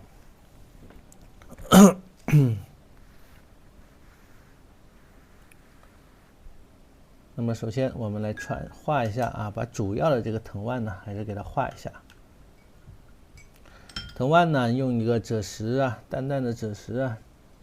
加赭石加淡墨啊，一开始不要画太重了啊，颜色墨不要太重，为什么？因为这张画里边啊，这个藤蔓呢，包括紫藤啊，它是作为一个背景啊，特别是藤蔓作为一个背景的存在呢，它是比较虚的，它不要，如果是很重的这个墨，它就跳到前面来了，它是在后边的啊，整个呢紫藤是在后边，所以啊，你用一个赭石加淡墨的这个颜色。行笔的时候注意中锋、侧锋啊，要来回的这种转换啊、切换的使用。比如一开始出锋的时候、出笔的时候，可以是一个什么呀？一个中锋啊，找好位置啊，找好位置，大致啊在颈肌脑袋上面一点啊，对吧？哎呀，比较湿，你看这个行笔得有快有慢啊，有快有慢。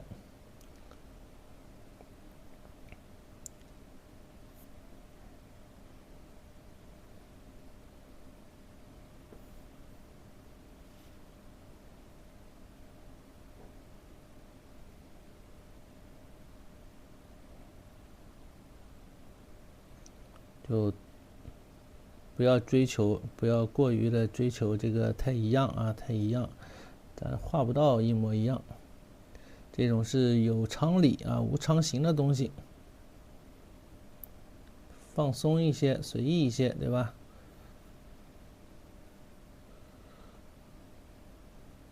主要是要有这个用笔的味道啊，笔墨的一个味道在里边就可以了。啊，到这边啊，比如到这边之后下来，对吧？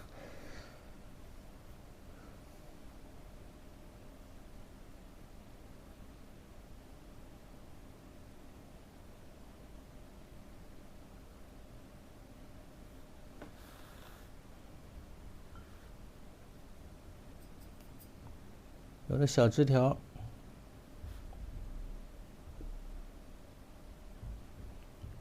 小枝条啊，有的是可以加一点黄啊，加一点绿啊这样的颜色啊，那样呢画出来呢，它颜色更嫩一些，对吧？更嫩一些。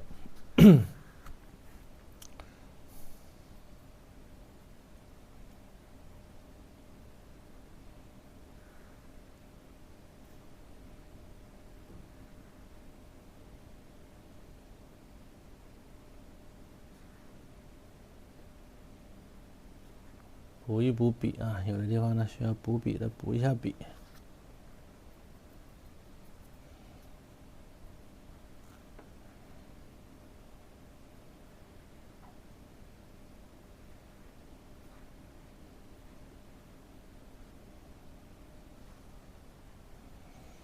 好，那么下面呢，我们调一个紫藤的颜色。那么紫藤，它的一个颜色呢是这个画面当中的比较蓝啊，比较偏蓝，对吧？画面的比较偏蓝，我们会画一个偏紫一点的嘛，偏紫一些的，就偏红一点的啊。调曙红加花青啊，曙红加花青，曙红加花青。我这有一个特别复古的盘子啊。那么像这样啊调色，我们用个大一点的盘子，颜色要能摊得开啊，要能摊得开。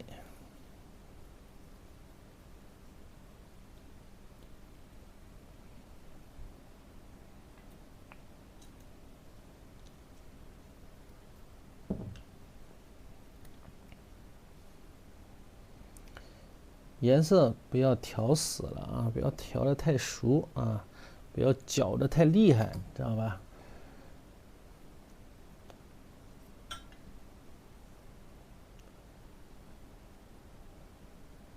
所以有时候它调色呢，它是用手啊把颜色给怎么样给摊平啊，摊开，像这样啊，给它摊开。这个也是啊，都给它摊开。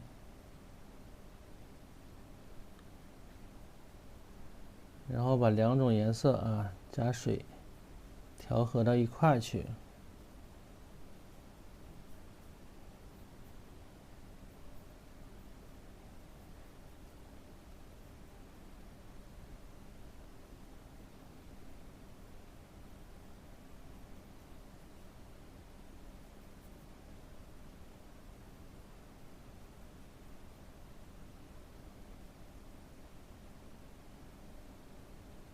明白吧？这样呢，需要什么颜色啊，再来用，再来取它。怎么了啊？对，我没有看弹幕，还有同学没登录上，是不是啊？调的花青和曙红啊，花青和曙红两个颜色啊，花青和曙红两个颜色。这个画紫藤稍微大了一点啊，这个尺幅太小了，下次还是画大幅，都不够耍的。对，我一般不大看，也不能这么说，也不能说不看，也看，看几率不是特别的高啊，因为老盯着弹幕呢，就没心思画画了。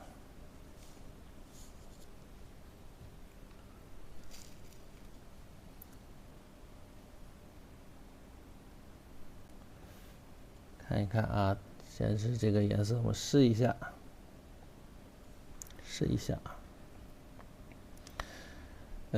点的时候你可以从底下的从小的往大的去点，对吧？从小的往大的去点。那么咱们这个尺幅确实是小了一点啊，对吧？尺幅确实小了一些。我感觉这个笔都大了啊，用来画这个紫藤。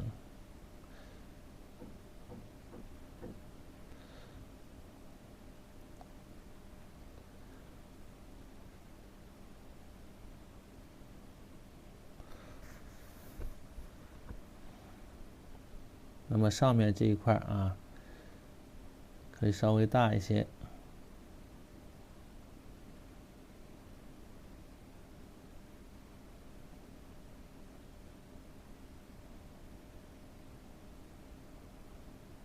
注意颜色啊，要有通透感，看到没有？哎，要有通透的感觉啊，不要是一团糊到一块的这个特别死的这个墨色，这个颜色啊。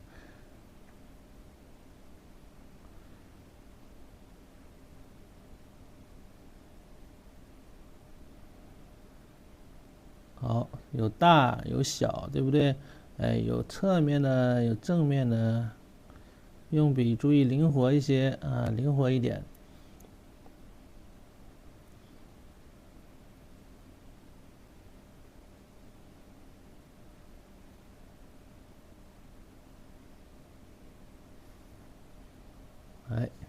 哎，这个花呢就会比较漂亮一些啊。那么蘸一笔颜色啊，我们要画一大片，要画一大片。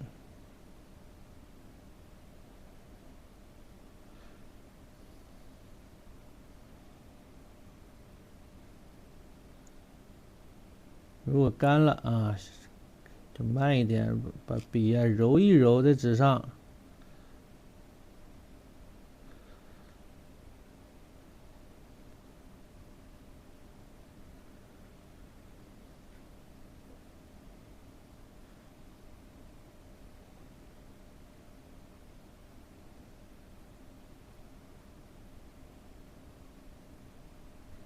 哎，那么这个花好，实在没有了，再蓄水啊，蓄水，然后呢再蘸这个颜色啊。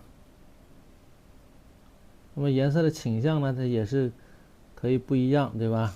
哎，倾向上也能不一样，有偏红一些的，有偏紫一点的，对吧？偏蓝一点的都可以。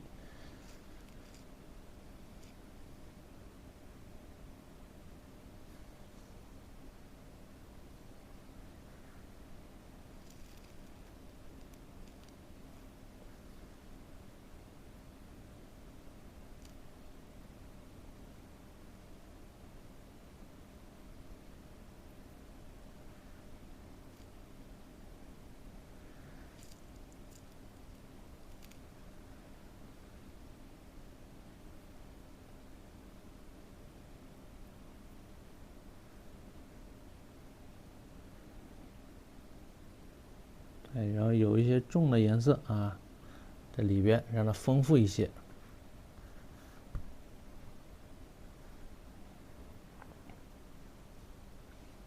哎，我怎么感觉有点发烧了？现在有点不舒服。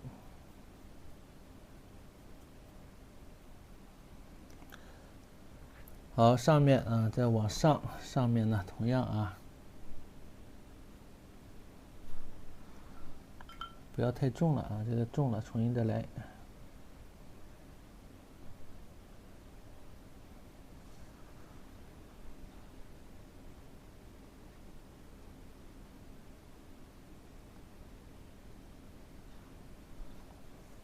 画完，画完。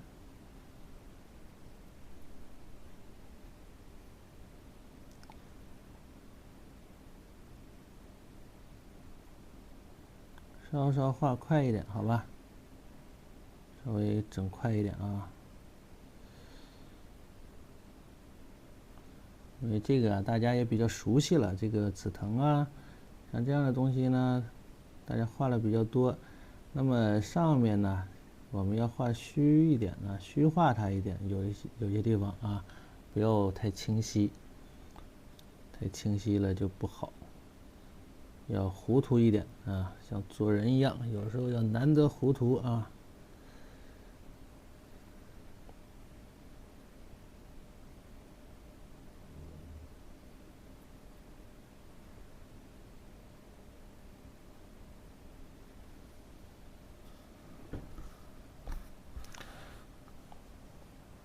那么这是两种啊不同的颜色的这个紫藤，感觉啊就有了。那么这边再来一组。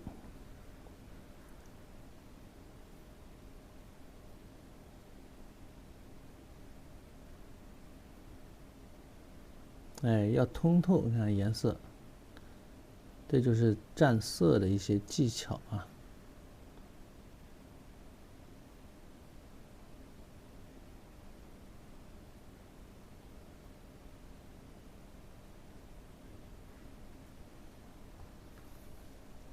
但纸就是小了，你看这小花都不够使的，不够画的，还没过瘾呢，就画满了。所以以后决定啊，还是该整大的就得用大的啊，这玩意儿都不够挥毫的啊。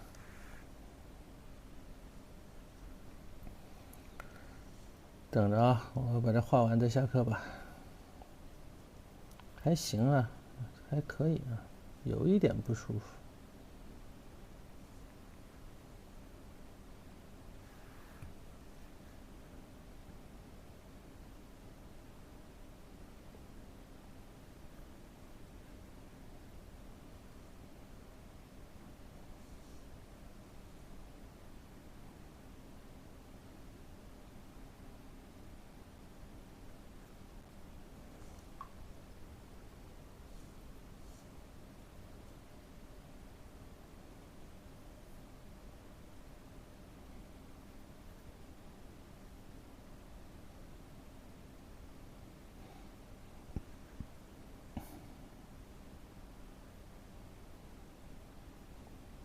这里边有的时候就不要交代太清楚了啊，千万别交代的太清晰，有时候呢就得糊涂一点。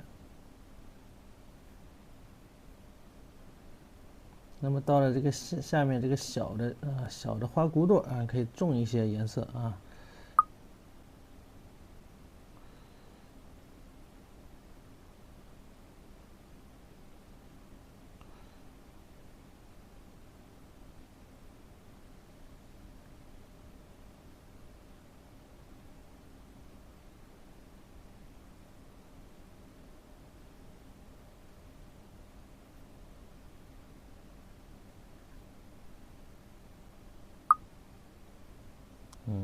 好，再沾一点点水，调一调。那么有些地方，哎，就用这个糊弄糊弄啊，糊弄一下，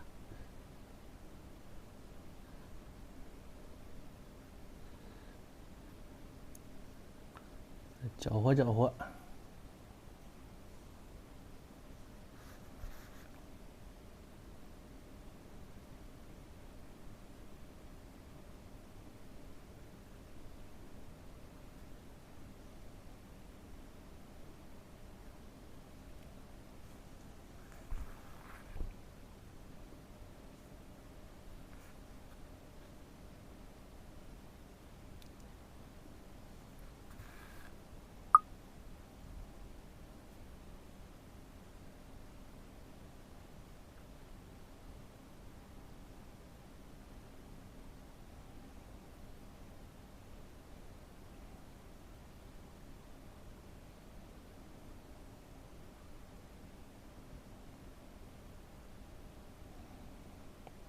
好，再来添一添叶啊，再把小叶呢添一添啊，小叶添一添，小枝子穿一穿啊，小枝小叶啊给它弄一下。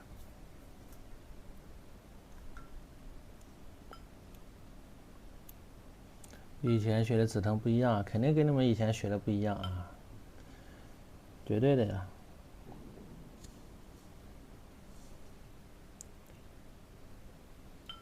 回头我把调色、蘸色技巧啊，单独录一下发一下啊。等我身体好一点之后啊，再整理整理这些绝活啊。那么颜色呢是叶子，叶子呢就是绿啊，黄绿。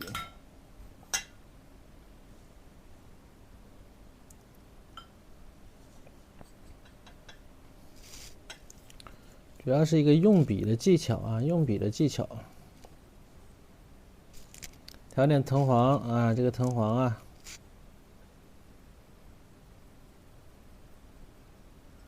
对吧？这个紫藤就比你们之前学的那种呢，就显得更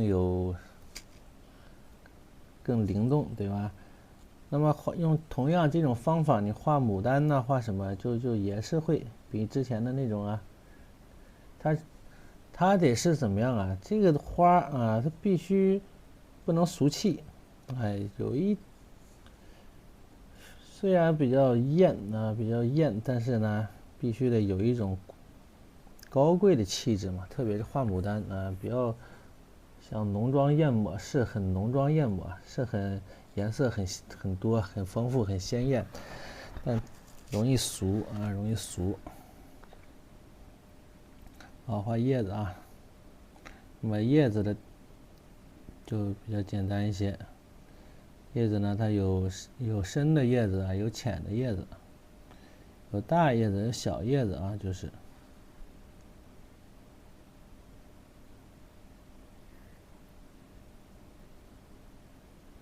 注意笔法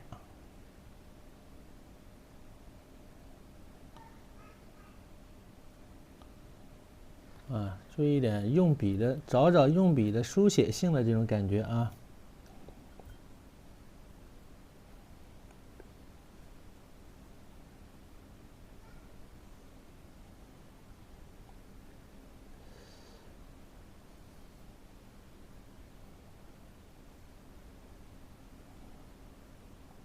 有的叶子里边啊，你可以调一点点红进去，知道吧？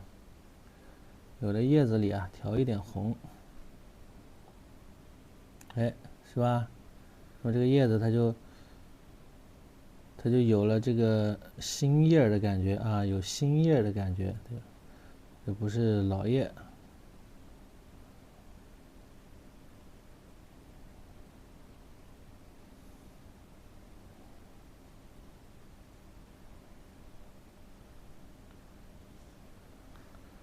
同样，这个颜色呢，我们可以勾一下啊，用它来串一下这个汁儿啊，串一下这个汁儿，加一点红。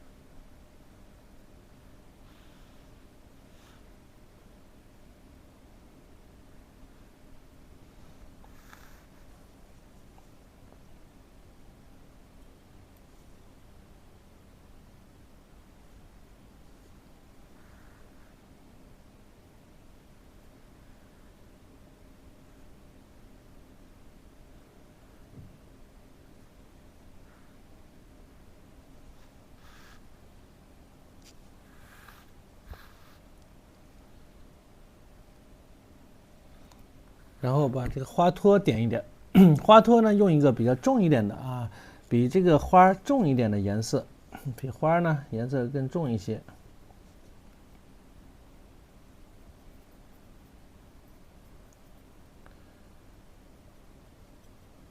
甚至可以加一点点赭石也行，加一点赭石啊。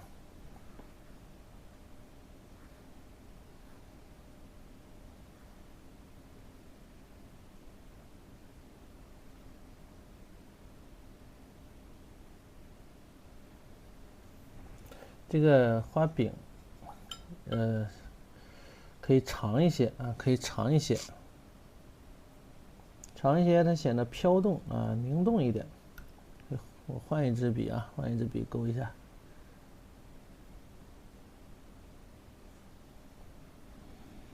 嗯，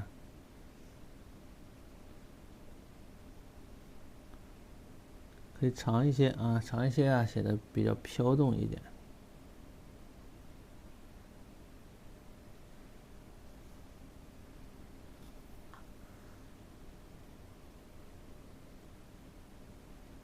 那么这个点就像咱们点胎似的这种感觉啊，有时候画完一些作品啊，点胎的时候，对吧？那么其实是画面需要啊，需要一个比较重的这么一个颜色啊，在这一块儿，我们就给它点上，不光是它有，而是画面需要啊。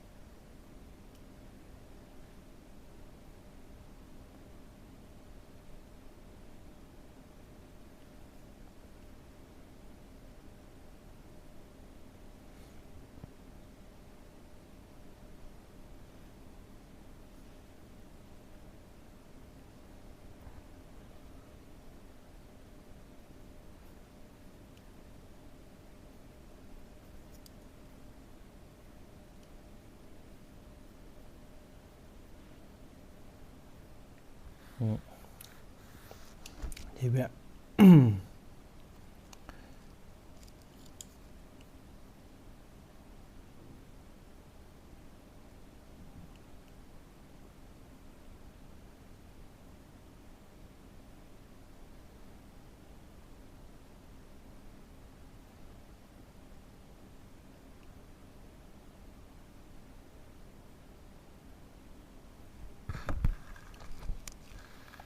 点的时候啊，注意一下，有的地方啊就是刻意的啊，随意的点，不要管它有没有花。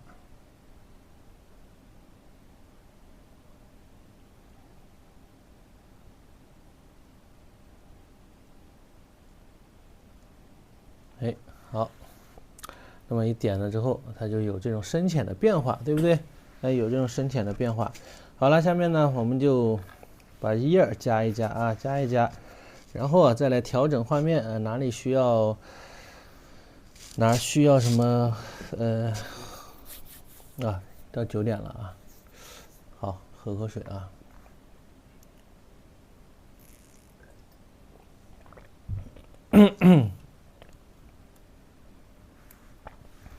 哎呦，你看这花就比较漂亮啊，既灵动啊，又通透，是吧？这里边这个关系啊就比较微妙了啊，比较微妙。你可以再调一点藤黄呢，哎，再调一点藤黄，浅浅的、淡淡的啊。那么这里边，哎，空白的地方你给它点上一点，这就更好看了，是不是？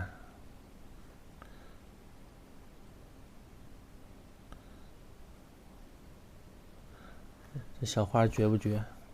你看这些用笔啊，凌乱中又有序，对不对？这数不清啊，就是说要让它数不清啊。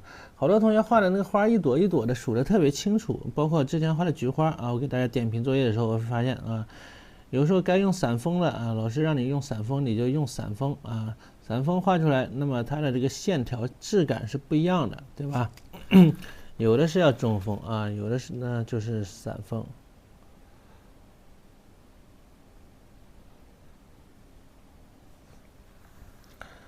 自己点出去啊，你看，这都很随意的这种用笔呢，一点一串啊，啪啪啪点一串。哎呀，我休息一下啊，确实有点不得劲儿啊，怎么搞的嘛今天？再来继续把这片叶子点了。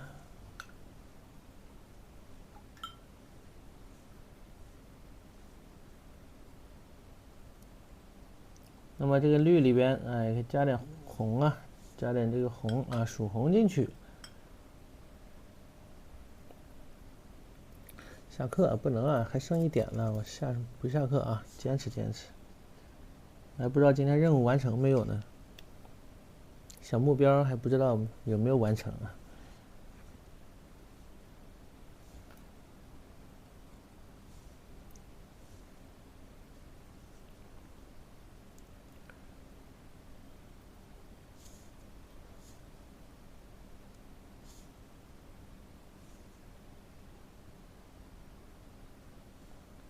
？151啊，还差一个呢。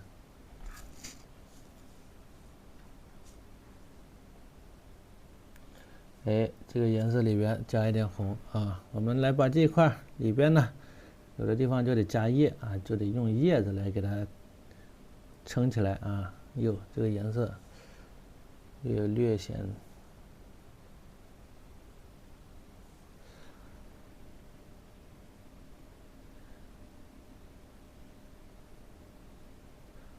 哎，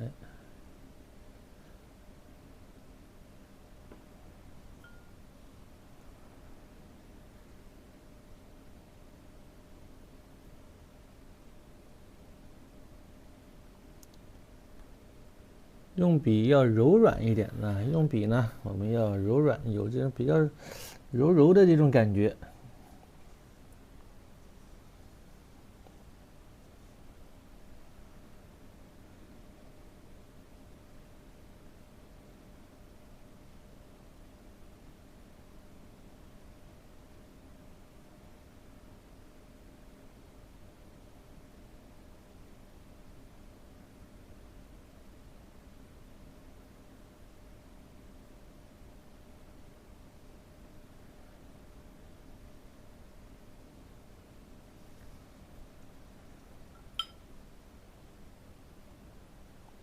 三绿， 3绿调一点藤黄啊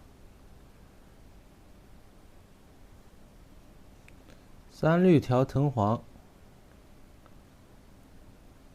然后调一点点红，调一点咱们那个朱砂呀，笔尖上啊蹭点朱砂，它颜色就比较嫩，就像这样的一样啊，比较嫩。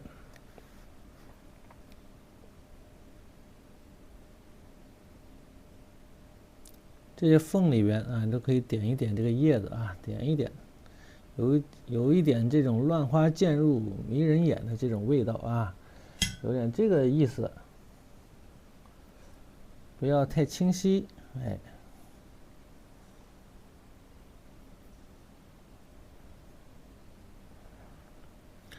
怎么了？哎，没事啊，没事，明天不行，明天就休息啊，明天那个课呢，就调一下。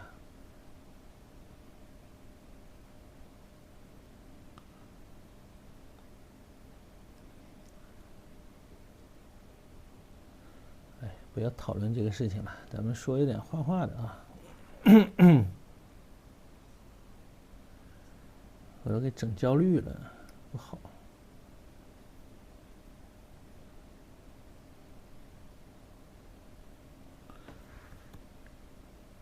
加点栀子呀、藤蔓啦，这种飘的感觉啊。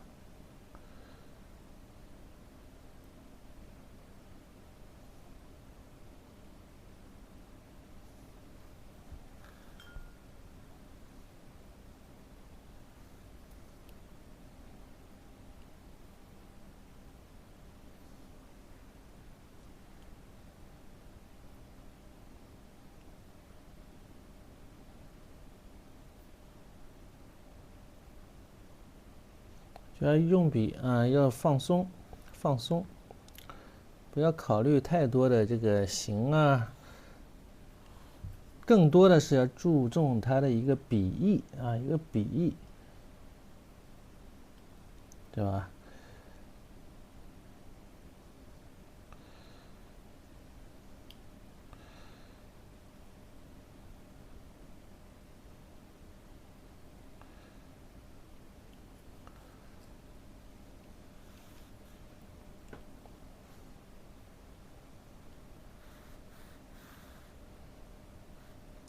这里边啊，还有很丰富。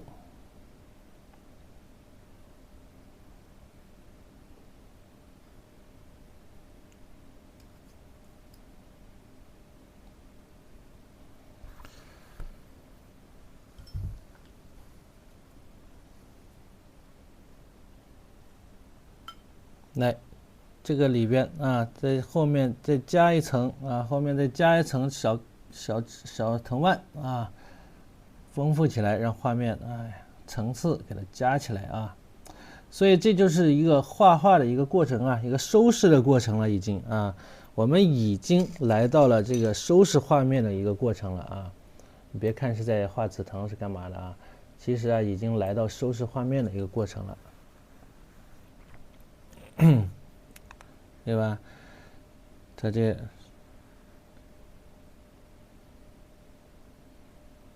看看是加下面好还是加上面好啊？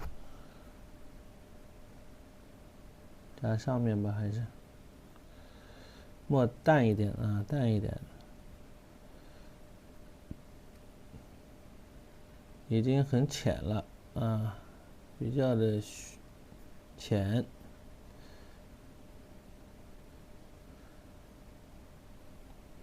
同时这边这种青藤啊，青藤有老藤啊，有青藤啊，这么缠绕。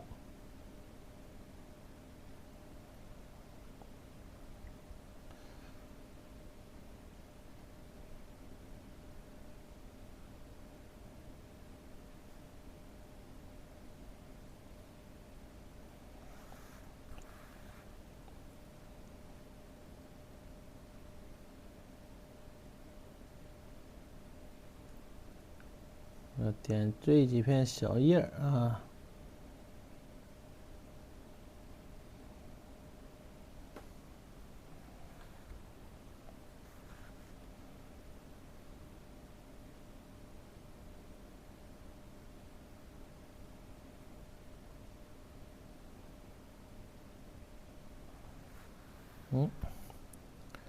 好，再来勾一下藤蔓，勾一下叶脉啊。叶脉呢，你就用一个赭墨的一个颜色啊，用一个赭墨的颜色，不要用纯墨了啊，纯墨太重啊，用赭墨，听到没有？用赭墨啊，勾一根就可以了啊，勾一根，不要勾太多。那么像这种啊，紫藤的叶呢，它是比较卷的，通常只能看到一个侧面。其实啊，我不知道大家有没有仔细的观察过紫藤，特别是它的新叶，一排一排的都是小卷卷啊，通常都只一个侧面示人啊。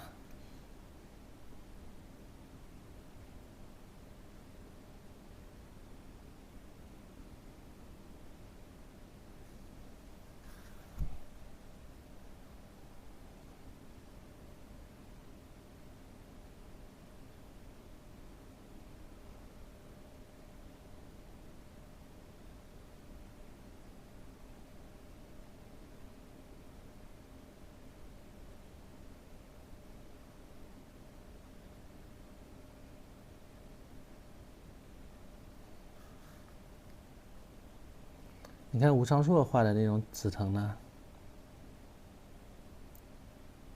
更拙一些啊，更朴拙一点，没有那么多的追求啊，追求这个姿态呀，这种还透着气啊，花里边还透着亮啊，对不对？这像这画出来有点像墨骨的感觉了，对不对啊？有点像这个小墨骨了。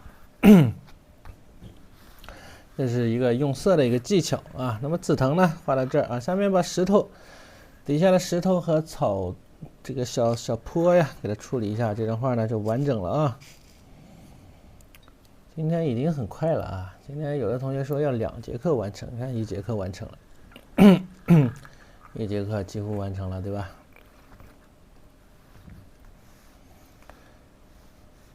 ？157了呀，你看，那今天任务完成了。恭喜这157位同学啊，你们将获得来云老师的这种真传啊，各种小秘籍。以后我们会上传到我们的学习资料里边啊，必须得让购课的同学与没有购课的啊，要形成这种强烈的反差。虽然呢，价格不贵啊，但该有的待遇我们得有，对吧？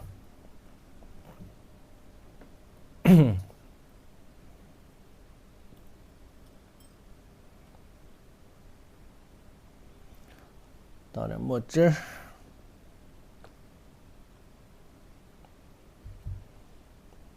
没有对比就不行，没有对比的话，大家都是蹭课了，是不是？必须得有对比啊！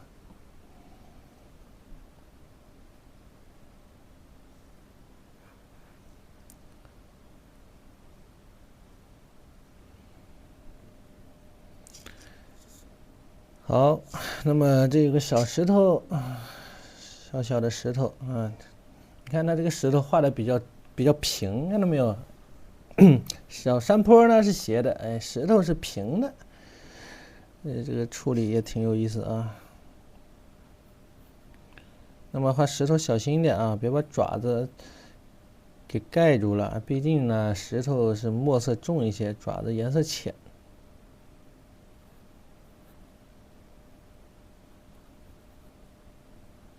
10分3面嘛，一不小心差点给盖住了。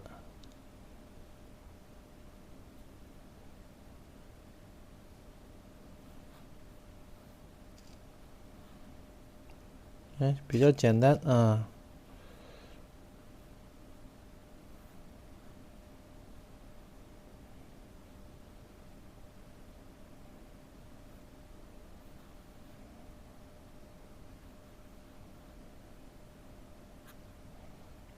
对，比较简单。这个笔法有点像陆延绍那意思啊，有点陆延绍那意思。画点小画，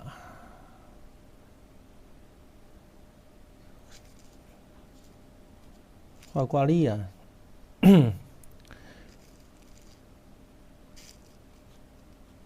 你这个大画学会了哈，像这样的画学会了，那画小画你们自己随便画。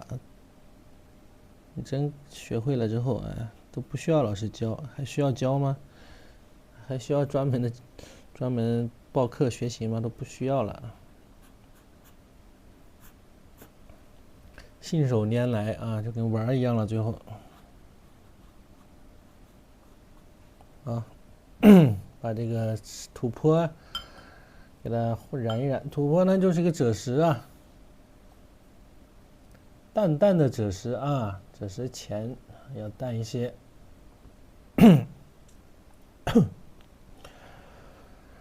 然后喝口水啊，嗓子哑了。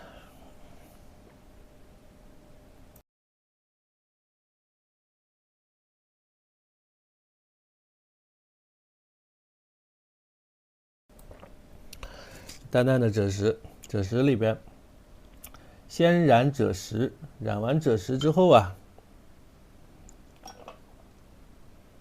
再用三绿啊进行一个接色。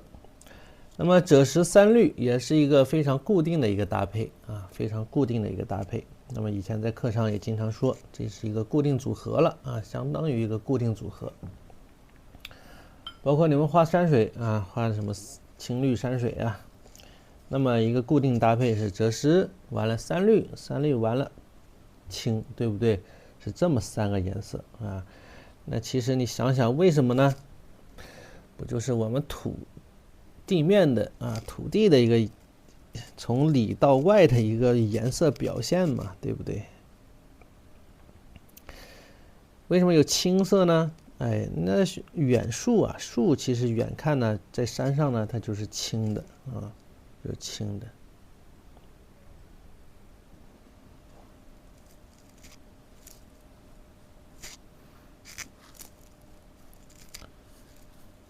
湿一点啊，大毛笔。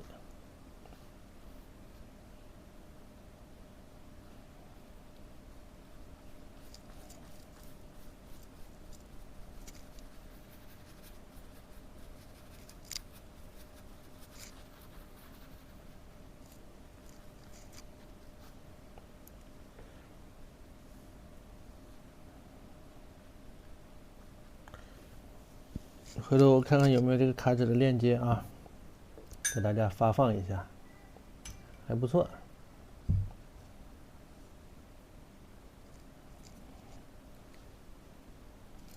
三绿，三绿啊。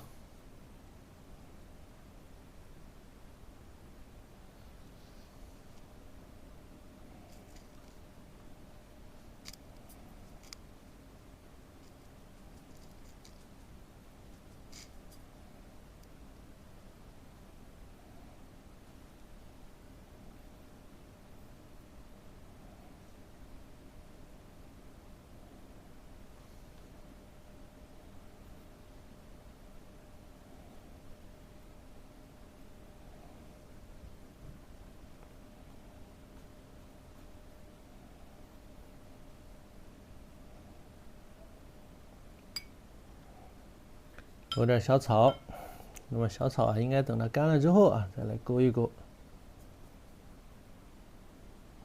小草呢，用这个比较深的这个绿啊，墨绿啊，墨绿。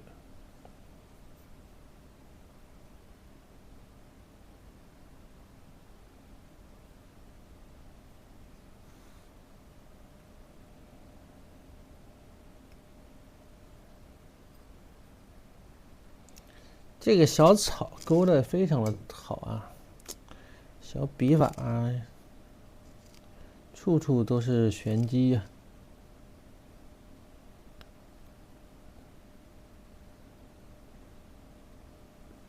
非常的灵动，又不失笔意和比例啊。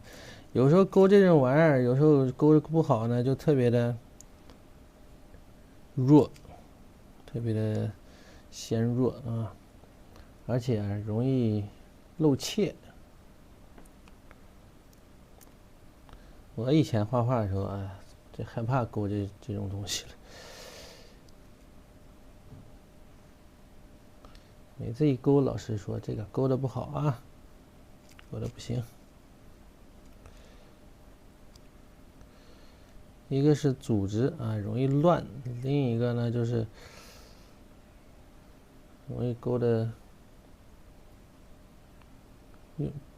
不见笔，知道吧？看不出功力来。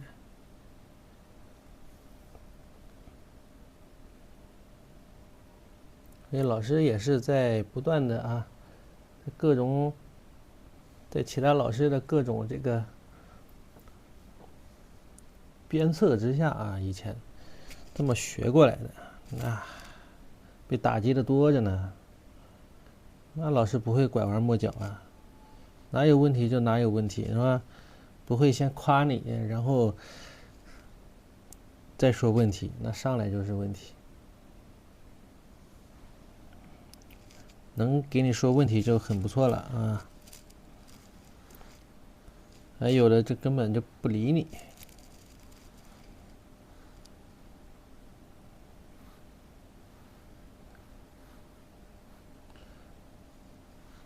注意分组，画不好你就把它当成兰草来画啊，把它当成兰草来处理它。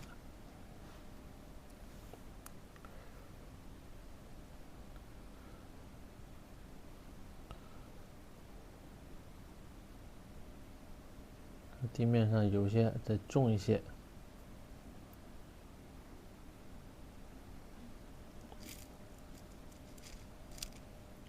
重一点点啊。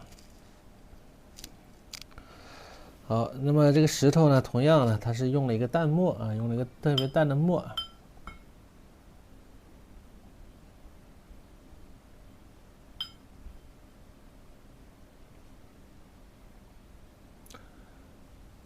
老师刷了13啊，谢谢妙音飞扬啊。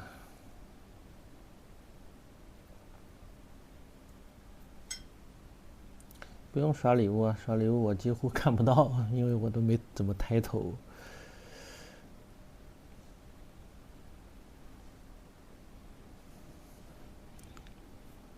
淡墨走一下。那么这个爪子啊，回头用这个白呀，手给它再把指甲给它勾一下啊，用白勾一下。我就不勾了啊。等它干了之后，你可以用白色勾一勾。每周晚上每2、4、6日啊晚7点直播啊，2、4、6日晚7点。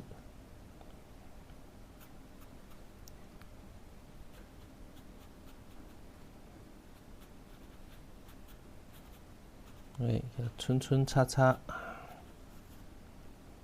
让它石头与这个山坡啊，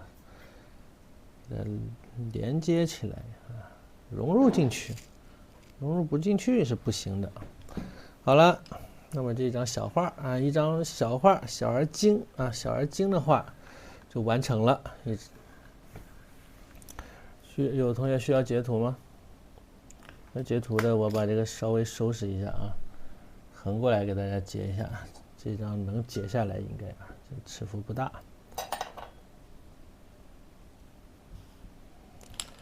截图的同学自己截图啊。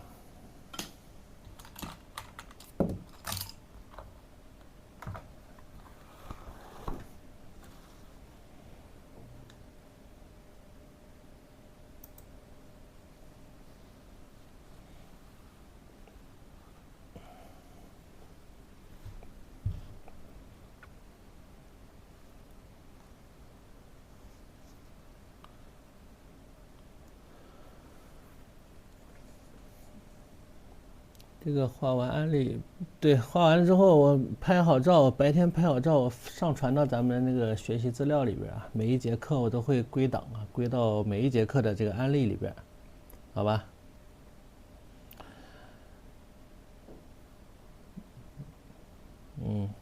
接完咱们下课啊。今天老师有点不舒服啊，就不陪大家聊天了。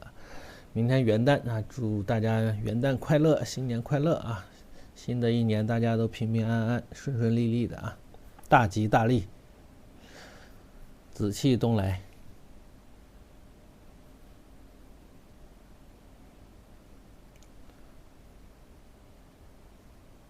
好，谢谢大家。那么今天咱们就到这儿啊，今天咱们就到这儿了，大家晚安。需要购课的同学别忘了进入老师的主页小黄车购课啊，或者进主页这个橱窗里边也行。我就不打广告了啊，今天身体不适，拜拜，晚安晚安。